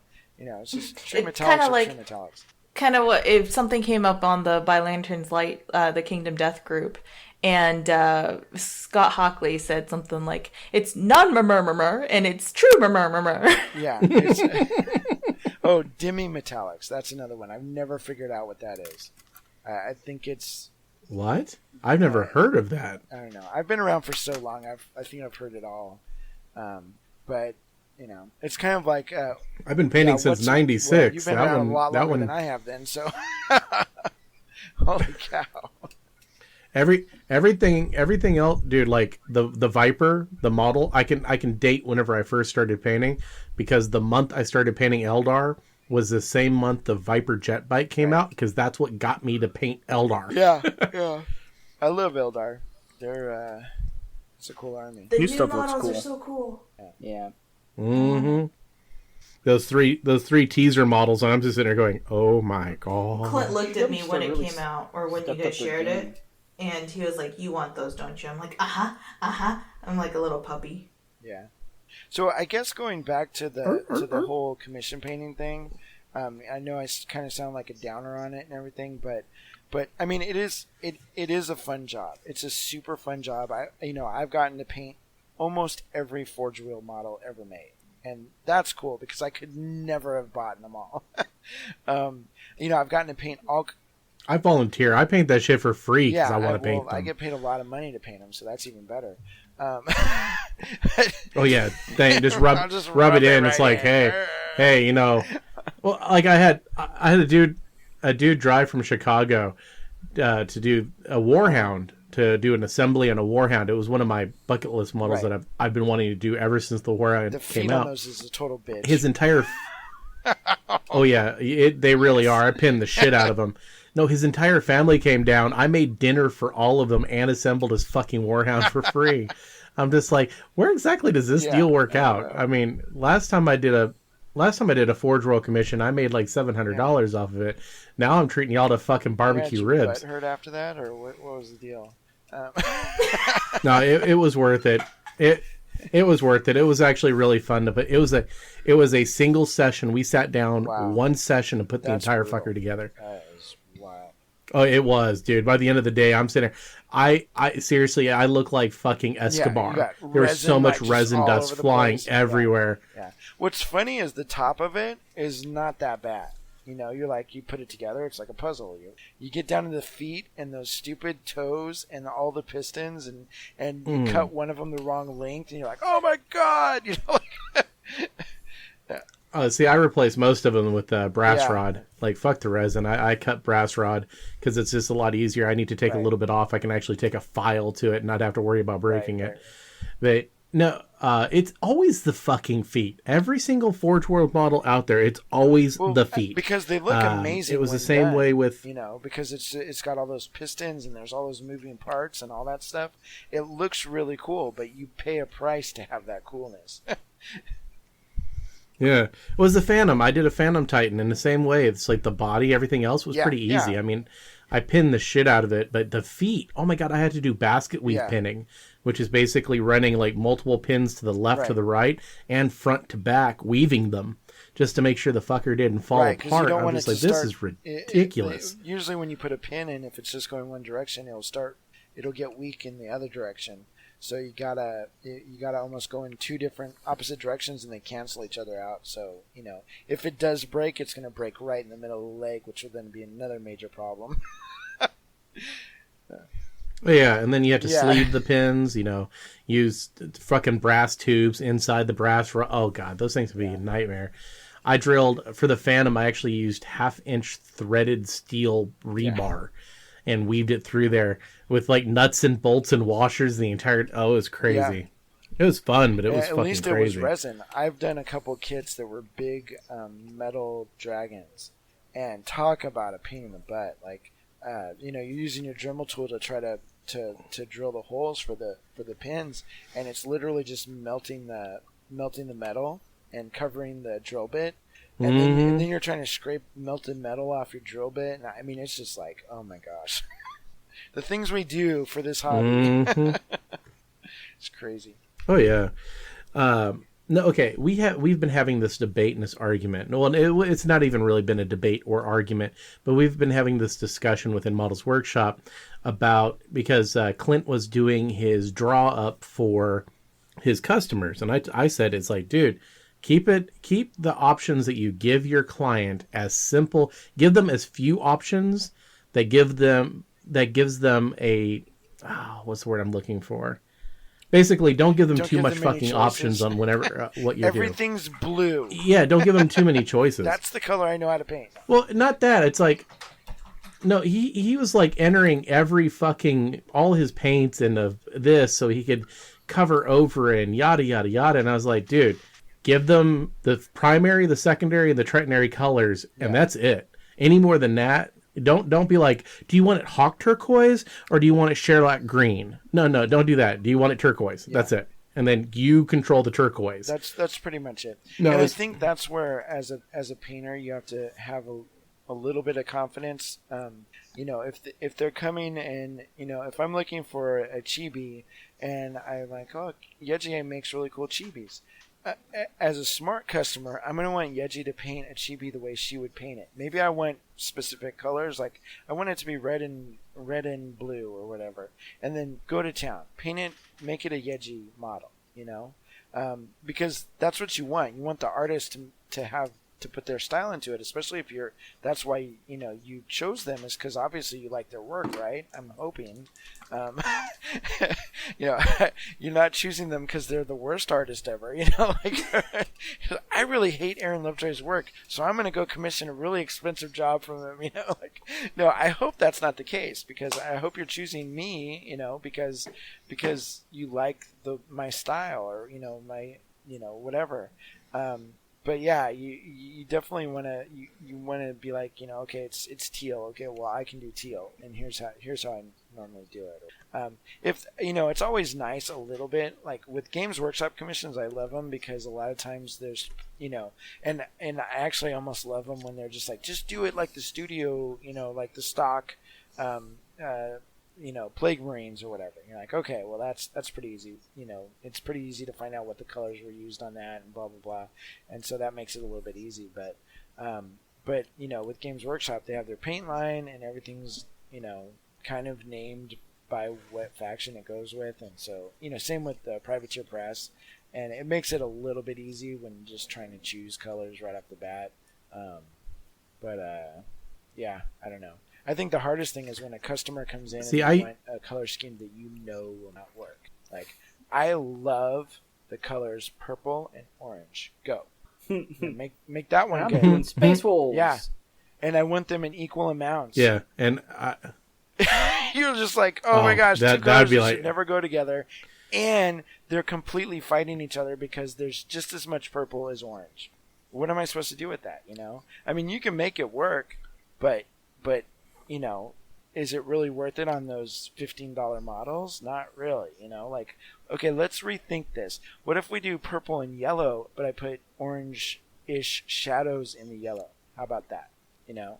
And so that's where sometimes as a customer, you got to listen to the artist too. You know, I mean, I know it's your job and you're paying the money, but man, when you get those purple and orange Space Marines back and they look awful and you paid a ton of money, it's not the artist's fault. You know, it isn't. You know, even though they'll try to blame you. Yeah, of course, it's always the artist's fault. And so that's where I try to just kind of coax people and say, listen, you know, those typically aren't colors that go well together. You know, I mean, maybe we do just a little bit of orange and mostly purple, but doing it 50-50 is I don't think it's going to look good, and you're paying a lot of money for this. You just, you know, kind of be honest with them. And then if they are like, nope, that's exactly how I want it. My poor dead grandpa, you know, had a purple and orange shirt, and that's what we're doing. And then, but at least then you have it in writing on email. Like, I save all my emails with the customer and stuff like that, just so I have reference. I can go back and go, oh, I screwed up. Or, you know what? No, you actually told me to do this, and that's what I did. You know, I can change it now for a certain fee. You know, we're adding more time onto this job because you asked me to do it this way, and now you don't like it. But I have the emails that said you wanted it that way. So that's important, to be clear and concise. You know, sometimes like Larry, you were saying with your buddy, having so many options, it gets super confusing. You know, like like that's just too much. Like at my shop we have base level gaming, we have high end gaming, and then we have display. That's it. We have 3 levels. And well, I guess there's a 4th level, and that's competition, and nobody wants to pay for that. So I have one guy who wants to pay for that. So basically we have 3 levels. So that makes it very easy. We don't have 18 levels of painting. You know, level 6 is a base coat with 3 shadows, 2 highlights. The artist will actually lick each figure and put a little drop of blood underneath the base, so we have DNA. I mean, you know, it starts getting really confusing. And the problem is, like, when you start doing levels like that, you make it confusing for your customers, you make it confusing for you. And what if that orc, you simply can't put, like, I've heard of shops that have, like, on a certain level, there's 7 highlights. How do you even do that? I mean, a Space Marine shoulder pad, 7 highlight layers? The whole thing would be a highlight. You have to start so far out to have these highlights all be visible, and they have to all be visible because the customer's paying for it. And it's like, how do you even do that? It doesn't make any sense. Not even that, it doesn't look all that great, you know? So I don't know. I keep it simple with the levels that you offer, and then be very clear and concise about what you have, because that's the other thing, is there's always that contract creep. That's what we called it back when I had a normal job. But like, someone will come in and they'll say, hey, I want your lowest level Space Marine. So I go, okay, they're $15 each. Okay, that's perfect. That's what I want. You know? Okay, so I start painting them. And then somewhere along the line, they're like, oh, could you put the Ultramarine symbol on all the left shoulder pads or all the right shoulder pads? And most painters will be like, I don't know why, but we all say yes. Oh yeah, no problem. It's a U, right? Well, yeah, it's a U, but it's got straight lines and it's got to be perfect, and you know, like it just throws a big monkey wrench in things. Not to mention, my low level commissions don't have any freehand at all on them. You know, that's something that makes them a low level commission. And so So I always put in when I'm quoting things out, I go, this is exactly what you're paying for. You're paying for a base level of Space Marine. It has, maybe even here's a picture of what they look like. This is a previous job that I've done. This does not include assembly. It does not include freehand. It does not include OSL effects. And if you want these things, ask me for a quote. And what I found is a lot of customers, people like to be able to choose what they want and what they don't want. And if you put a price on it right up front, which it should have a price because it takes time and it takes effort and all that. If you put a price on it, they have they can be like, what, I really didn't want OSL. If you were just offering it, I would have taken it, but I don't want it. I don't care. I don't care at all. So that's kind of, you leave yourself open for little add-ons and for things that can help you make a little bit extra money or whatever. Or it just gives the customer the ability to go, what, all I need is the basic paint job. Like, I don't need anything super special, I know it's going to look nice. My army's going to look cool. I'm good, But if you let all those little contract creeps come in, suddenly, again, you're doing, you're working half the week for free. And that doesn't, that's a big deal, If it was like 1 hour a month, that's not a big deal at all. If somebody wants me to put a U on one shoulder pad, no problem, I'll do it. It's no big deal. But now it's 100 shoulder pads. That's starting to be a big deal, and that's the difference. That's where you have to kind of protect yourself as a painter, put values on your services, and never say, the thing you never want to say is, I don't believe in charging for that. Because every person I've ever heard say that goes out of business. Now, if you're charging for simply saying hello and talking on the phone, yes, okay, maybe that's overreacting a little bit. but all these other things, I've seen it. And when I had my silkscreen shop, I went out of business because of this. Because I didn't believe in charging for screens. I didn't believe in charging for this. I feel sorry for people having to pay these prices. But no one felt sorry for me when I went bankrupt. In fact, my best customers told me, you should have charged more. It's your fault.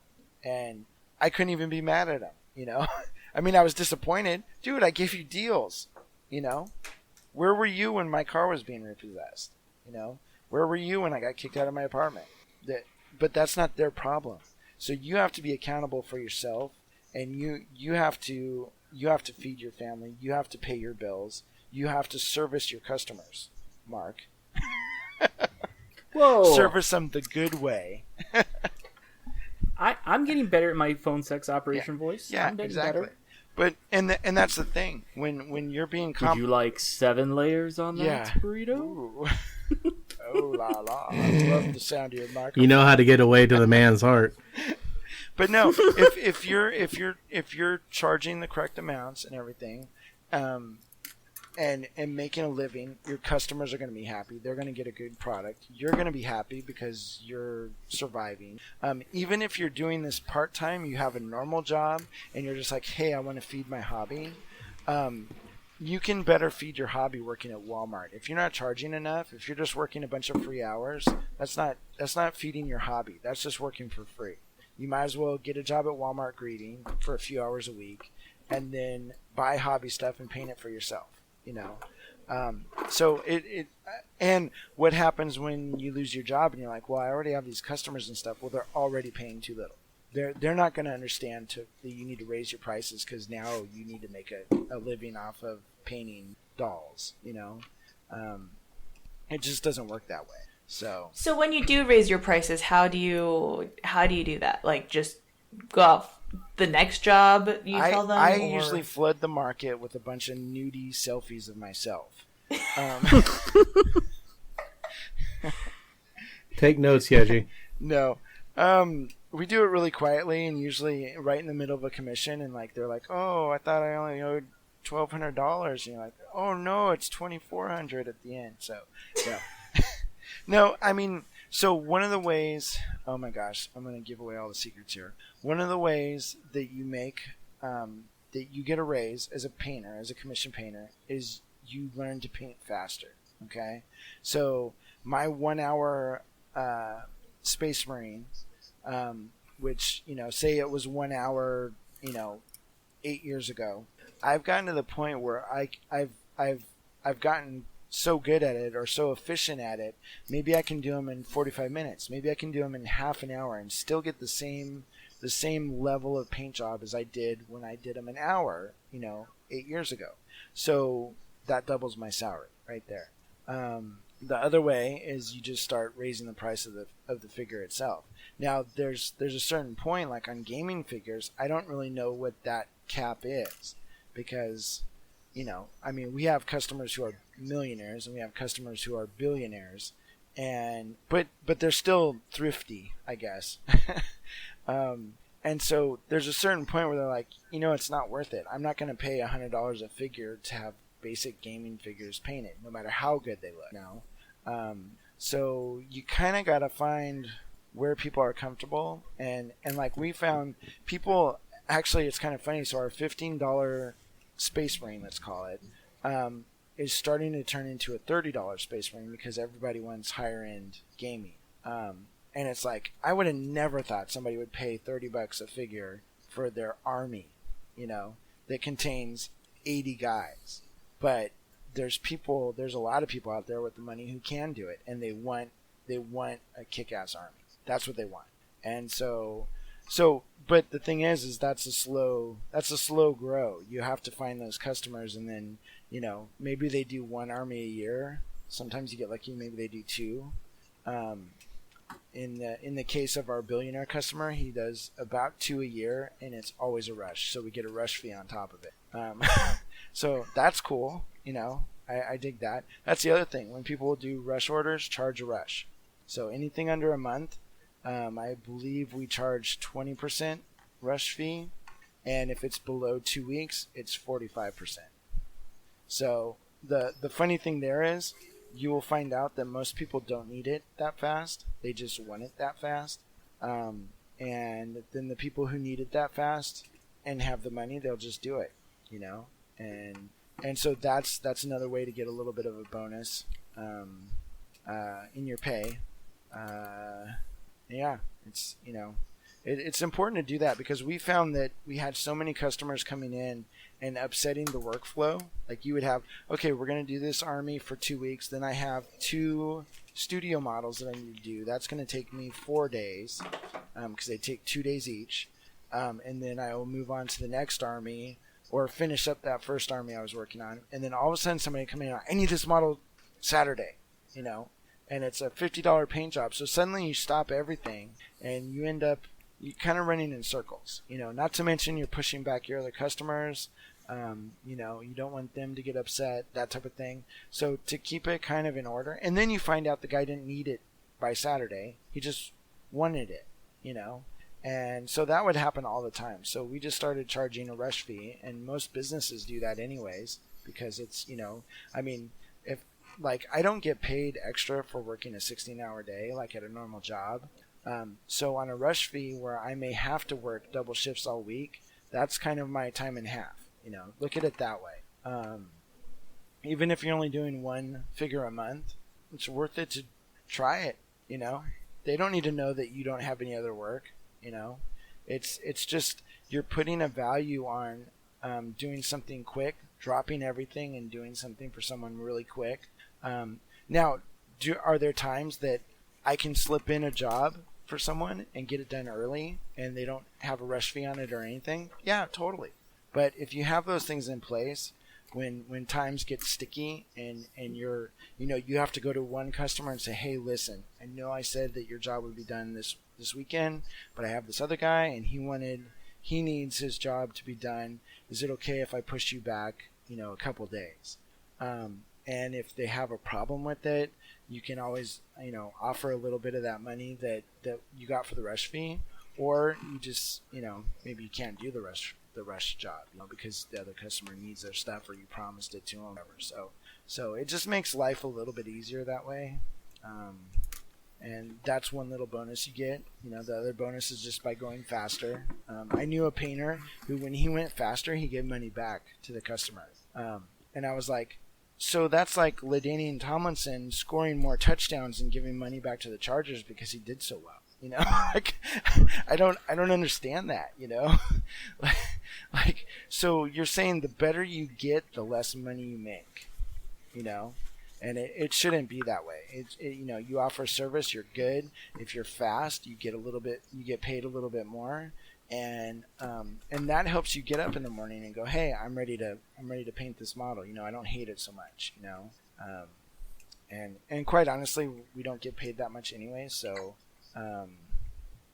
it helps getting that little bump every once in a while. You know, it helps paying your car payment or Christmas, you know, stuff like that. So. I don't know. Now, do you normally try to keep yourself to about a 40-hour work week, or do you find yourself painting more than 40? Painting all the time because you're always broke. Unfortunately. And so here's how it works, Larry. So I work my butt off and I'll get a little bit ahead. Now, if I could continue working my butt off, I might be quite a bit ahead. You know, I could actually start a savings account. Maybe I could get health insurance. I could do all these other things. You know, my kid could get braces, that type of thing. But then convention season comes around. And, I'm going to Gen Con because I'm at the Flying Frog booth and doing that thing and stuff. And that takes about a week, plus a day for travel, a day to travel home. You know, so you're looking at 6-7 days now. I had to get ready for the convention, so that was another day, and maybe I need a detox day at the end. So you're talking almost 2 weeks off of work for one convention. I like that how you always say, you know what, need a it's not gonna detox happen day. that way this year. I'm going to take work with me. I'm going to do work in the hotel room, and it never ever works out that way. So you start getting these clips of 2 weeks here, a week there, where you're not necessarily making a paycheck. You're just at a convention, maybe you're putting out the vibe. You're like, people want sexy painters, and that's why I'm here. You got to do what you got to do to get those orders. Port the corners. Yeah. Just it is what it is. But yeah. So there are a lot of ways in which you end up losing some money here and there, and you can't work 16-hour days forever, I mean, I look at it, I tell people it's like reading a book while writing the book at the same time. That's what painting miniatures is. You have constant eye strain, and you're almost constantly, really focusing mentally at what you're doing, and it takes its toll. Every year, kind of around summer, I don't know if you want to call it a depression or just, painter's block or whatever it is, but it's like pulling teeth to get anything done. It's like you just kind of like you have no inspiration, you have whatever. And I think, I don't know why it is, but it's always right around that time for me. And so, it's hard to work a 16-hour day. Well, it's hard to work a 16-hour day anyways, but it's hard to work a 16-hour day when you're just not inspired or any, let alone an 8-hour day. And that's... Do you get eye strain? Like when you said eye strain, I notice if I'm really intense painting, I'll get really tired. Like my eyes will start to twitch. I will get really tired. Yeah. I get like twitches in my eye. Yeah. Like it's like twitchy. Yeah. And it's like my muscles, and I'm like, oh, and then you just have to put it down and literally go watch TV or go play a video game to get your eyes to focus or something, just to I'll have times where I'm like, I forget, and I've been looking through my reading glasses for so long. When I take them off, I just can't see any, and then now that as I get older and older, my eyes are a little blurrier and blurrier each day. So it's just one of those things. It's very taxing. How old are you, if you don't mind me asking? 283 years old. See, you're getting close. I'm 44. Next week. I almost said I was 45, but I've been saying I was 45, and I'm actually 44, which is concerning because I don't know how old I am. That's how old I am. I don't know how old I am anymore. That's the senility. Yeah. So when I turn 45, I don't know what age I'm going to be, but that's next month. Or actually, that's in March. That's a fucking Blink 182 song in the flesh. Exactly. What's my age again? Exactly. Except they were 18. Kids, get off my lawn. Yeah, they were turning 20. Some. It's pretty cool. but didn't see him till I was like 30. All right, so, all right, so we are starting to get into the realm of people complaining about how long the podcast is.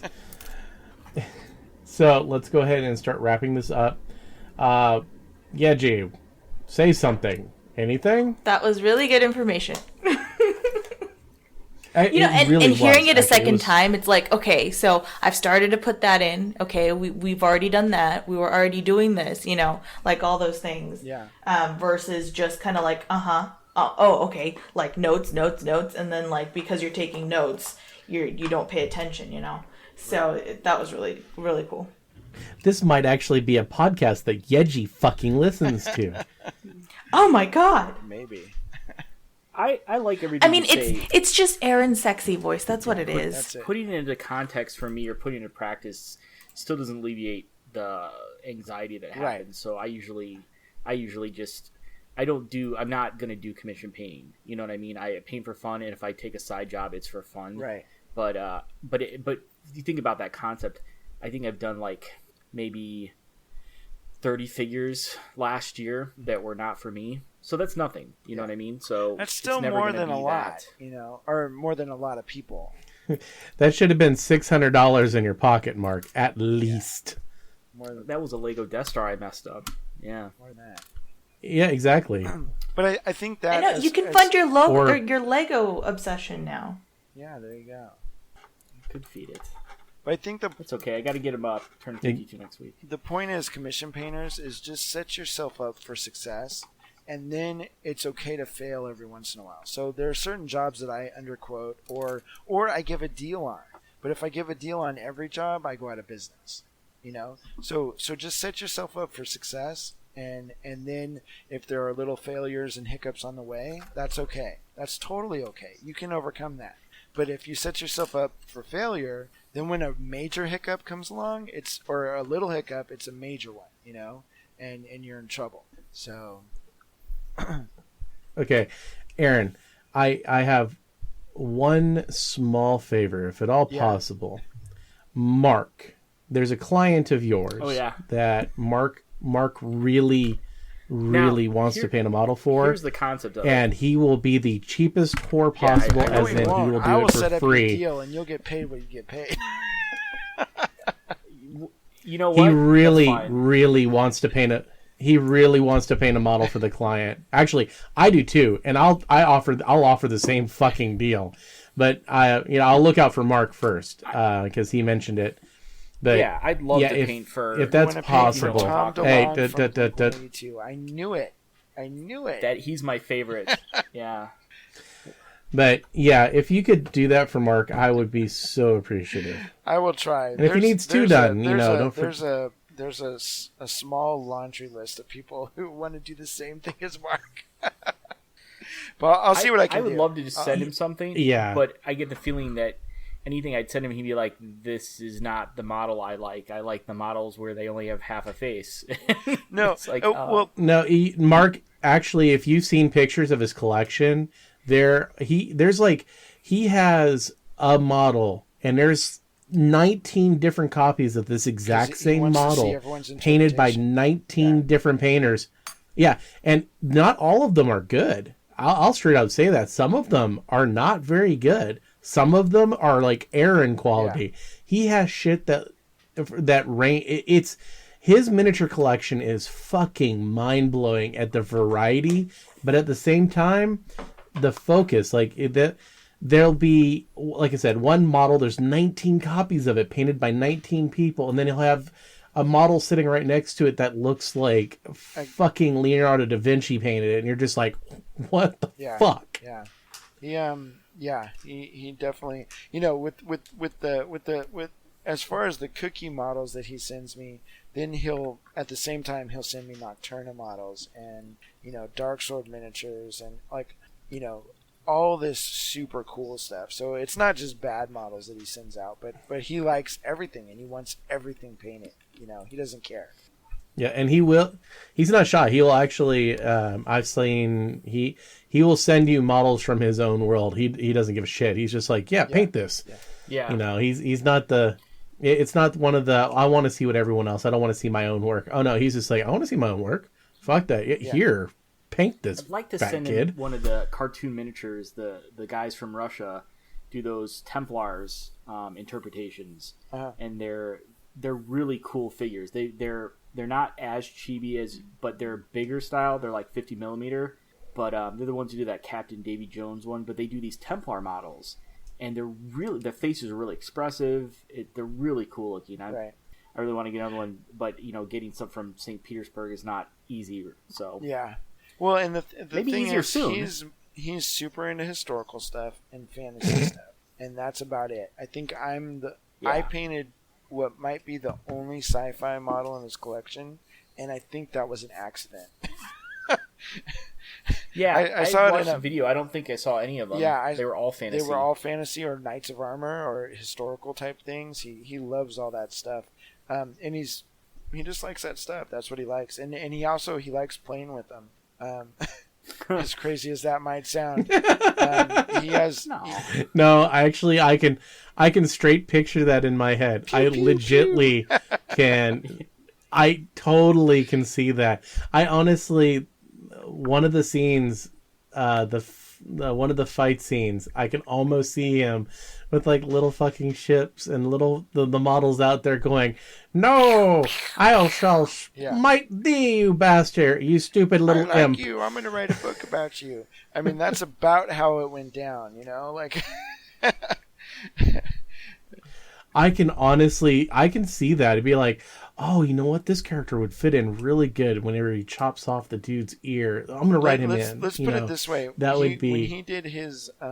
he had a guy sculpt 54 millimeter food for a dinner scene in a castle. Because nobody makes 54 millimeter food. Like, nobody makes a 54 millimeter cooked turkey. Just nobody does that. So he had a guy sculpt that. That's fucking great. He had someone make a diorama for it, and he has like about 100 figures in this diorama, and that's all in a towel cabinet in one of his houses. Wow. Yeah, no lights, nothing. Just open the door. Like you think you're gonna pull out some bed sheets or something, and there's a castle with people eating dinner. Inside of it. It's the craziest thing you've ever seen, and it's just like, it kind of makes you laugh because you're like, wow, that is weird, and awesome at the same time. It's like every nicking cubbyhole of that house is filled with miniatures, and that's what he does. He loves it. I was mind blown when I saw his den. Yeah, he has those custom made bookshelves, and it's just like, and it as a painter, it's like it makes you feel fucking good that someone appreciates what we do to that fucking degree. That he has these $10,000 fucking custom made bookshelves, and I'm not talking like the whole setup. I'm talking like a single unit probably was $10,000 a piece. Yeah, it's because all they're all nice that stuff is all wood custom. and everything. It's like the back half of his house, or one of his houses. It's the back half of one of his houses that they do all the interviews and stuff in. So it's beautiful. It is like gorgeous inside there. Yeah. And it's all like fucking oak and everything else. It's beautifully done, and it's like 2 or 3 bookshelves, and then these specially custom racks for nothing but fucking miniatures. And then below it's more books. And every bookshelf in a room is like that. And it's pretty great. It is really impressive. And like you said, you'll see something that looks like maybe a gaming miniature right next to 10 of the top painters in the world. Just boom, boom, boom, boom, boom. Oh, yeah. Right down the line. And that was, quite honestly, that's the first time I've ever seen a lot of the work from Europe and Australia in one place. You saw there was Anna Machowski, Kirill Kanev, Matthew Fontaine, Sebastian Archer, and like you're looking down at it, and some of them we couldn't tell. We're like, who the heck painted this? And he'd be like, oh, that's so and so, and oh yeah, I know that name. He remembers them? Yes, he remembers. Okay, so I don't think he has it memorized, but he has books that tell the history of different miniatures companies, and not the ones we know, like Reaper and stuff, like Sir Charles Miniature Company from 1908, and he'll have the entire collection inside this book. And then you see in the book, he's got check marks. Every time he gets a model from that collection, he checks it off. and then sometimes there's several checks, so he'll have 3 or 4 copies of it, and then you start looking around and you start seeing, oh, yep, there's those 3 jesters. Like, he loves jesters. He like creepy jesters. So I've painted a whole bunch of them, and like some of them are modern. Does he like goblins? You know, I don't know. I've never painted a goblin for him. But if you, I'm actually in the process of painting a goblin jester right he now. would probably like that because it's a jester. But so he has hundreds of jesters, you know, from all different time periods and by all different painters. And I don't know. I just think it's amazing. Like, you know, sometimes, you know, some people go, oh, yeah, but there's a bunch of, you know, not Will painted models or whatever. And it's like, yeah, but that not Will painted model was the guy sculpted the models out of leaf lead and then painted it in 1863. You know, that's Damn. a piece of art. You know, like that's a history. You know, like literally it's the history of miniatures in his house. And I love it. I absolutely love it. I don't know if I'd be more excited to meet him I just or like, to I don't see even his care fucking about miniature you. collection. I just want to see your minis. Hi, love your work. I'm going to go check out your miniatures. Yeah. No, and it's fun talking to him about it because he got into miniatures. He told us he got into miniatures because they were having a D&D type game. They were doing a role playing game, and they were in this castle and having a sword fight. And one guy had a long sword, and he turned around and swung it. And the one guy was like, "Well, I'm on the other side of the room. You can't hit me." And then the other guy. So they got in this argument for like an hour and a half. So the next day he went out and bought models so that they could put them on a piece of paper and see exactly where people were in the room. And that's where his sort of love affair with miniatures started. And then many years later he got famous, you know, like big time famous and HBO famous. And he actually had some money and he could start, you know, supporting some artists to help make his little world come to life. And that's what happened. So yeah, it was kind of humble beginnings with, you know, just they needed to settle an argument, so they brought miniatures into the picture. That's awesome. Yeah, it's I mean, and I the only thing I ever have against this person is I really, really wish he'd write a little faster. Well, I'll tell you, he's fucking killing me. I'm sitting there. This will hurt Mark a little bit too in his quest to paint something for him, but it's really hard to get a hold of him, and it wasn't that way a couple years ago. But since he's been, you know, writing things down, he's hiding from the furious fanboys. No, since he's been writing things down, it's been hard to get a hold of him. So I'm pretty sure he is hard at work. Just that. Yeah, I have literally reread since the last book has come out. I have reread the entire series and listened to it on audiobook like 4 times. That's awesome. I'm just like, seriously, I really would love for this to come out. I really, really would. I'm waiting. I've watched the series, read the books. There's his world is probably tied with me on like Harry Potter, and that's saying something because I'm a fucking Potterhead. And so I'm just, and it was crazy because my friend Corky was a huge fan of him for a long time, tried to talk me into reading his books. And as a bookworm / book reviewer, I get solicited for books all the time. And I'm like, yeah, cool, whatever, man, whatever. And then it was picked up, and I was like, well, okay, maybe something's going on. Maybe I should check it out. So I was like, you know, before I watch them, I'm going to read them. So I picked them up on audiobook. I started reading them. Every single one of them straight. I had to. I was just like, oh, this is great. It was like non-freaking stop. I think Mark is sending me nasty grams like, I gotta pee.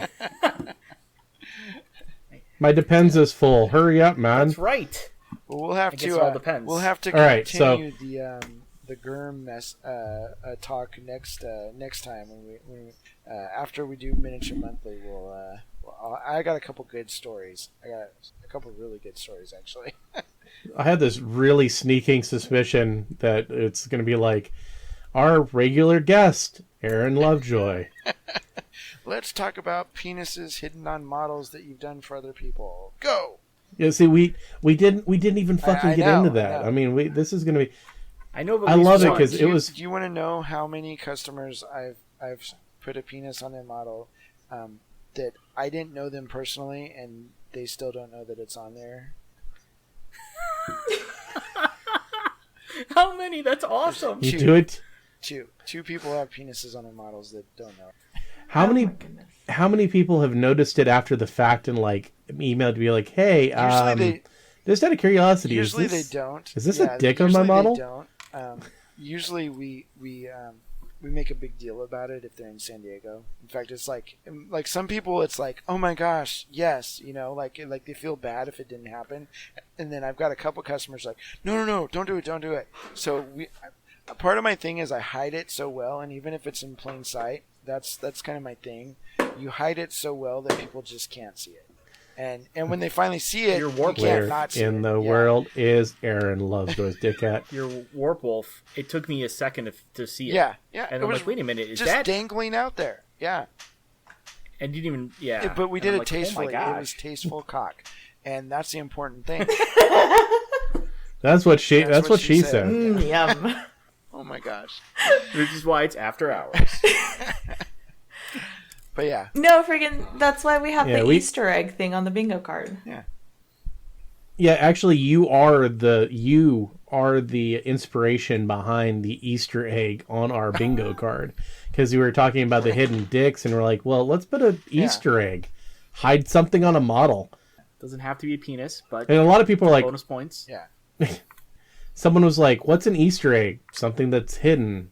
Can it be an actual Easter egg? I don't give a shit. It could be a fucking dangling cock for all I care. In fact, that was the inspiration behind it. Just something that's hidden on a model. It can be painted on. It can be hidden in the model itself. Speaking Just of it can be in dangling plain cocks, I gotta sight. go to bed. Yeah, I know that whole thing With about the quitting dangling before cock? people got mad. We went in like another half an hour. Oops. Oh yeah, I think people will enjoy it. I think we had a really good story. And Mark is sitting there like, shut the fuck up, Correlations Larry. and transitions aren't the best. So Yeah, it works Speaking out. of that, I gotta go to We're bed. I had 3 hours of sleep and got up at 5 o'clock this morning. Boo hoo. Speaking of sleep, I gotta go to bed. All right, let's get out of here. You do need that beauty sleep. All right, guys. everyone, thank you for joining us. You know where to find us online. If not, listen to the outro that is about to hit right about now. Bye. Bye. Bye. Mark's like... Thank you for joining us for another great episode of Muddles Workshop After Hours, your one-stop podcast for laughs and great painting advice. We come out at least every other week, barring emergencies and holidays, of course, covering a wide variety of hobby topics and basically talking about life in general. When you're not listening to us through your favorite podcatcher, you can find the entire crew hanging out at facebook.com/The Models Workshop. That's all one word smushed together, sharing all the cool things that we find floating around the internet and giving out painting advice. You can also find Larry on Twitter and Instagram at MWAH Podcast, and Yeji and Clint the same at Snickernack, which is NICKERNACK. If you like what we do, please make sure to drop a quick review on iTunes, Stitcher, Google Play, or whatever service you listen to us on. This helps us out greatly and gets the word of the After Hours out to everyone. Models Workshop is done out of pocket. We have no advertisers because we like to be able to be completely truthful with you. If you want to make a donation to help us out, you can at paypal.me/Models Workshop, or you can do a monthly service at patreon.com/Models Workshop. Once again, thank you for listening. Until next time, grab those brushes, paints, and get to painting.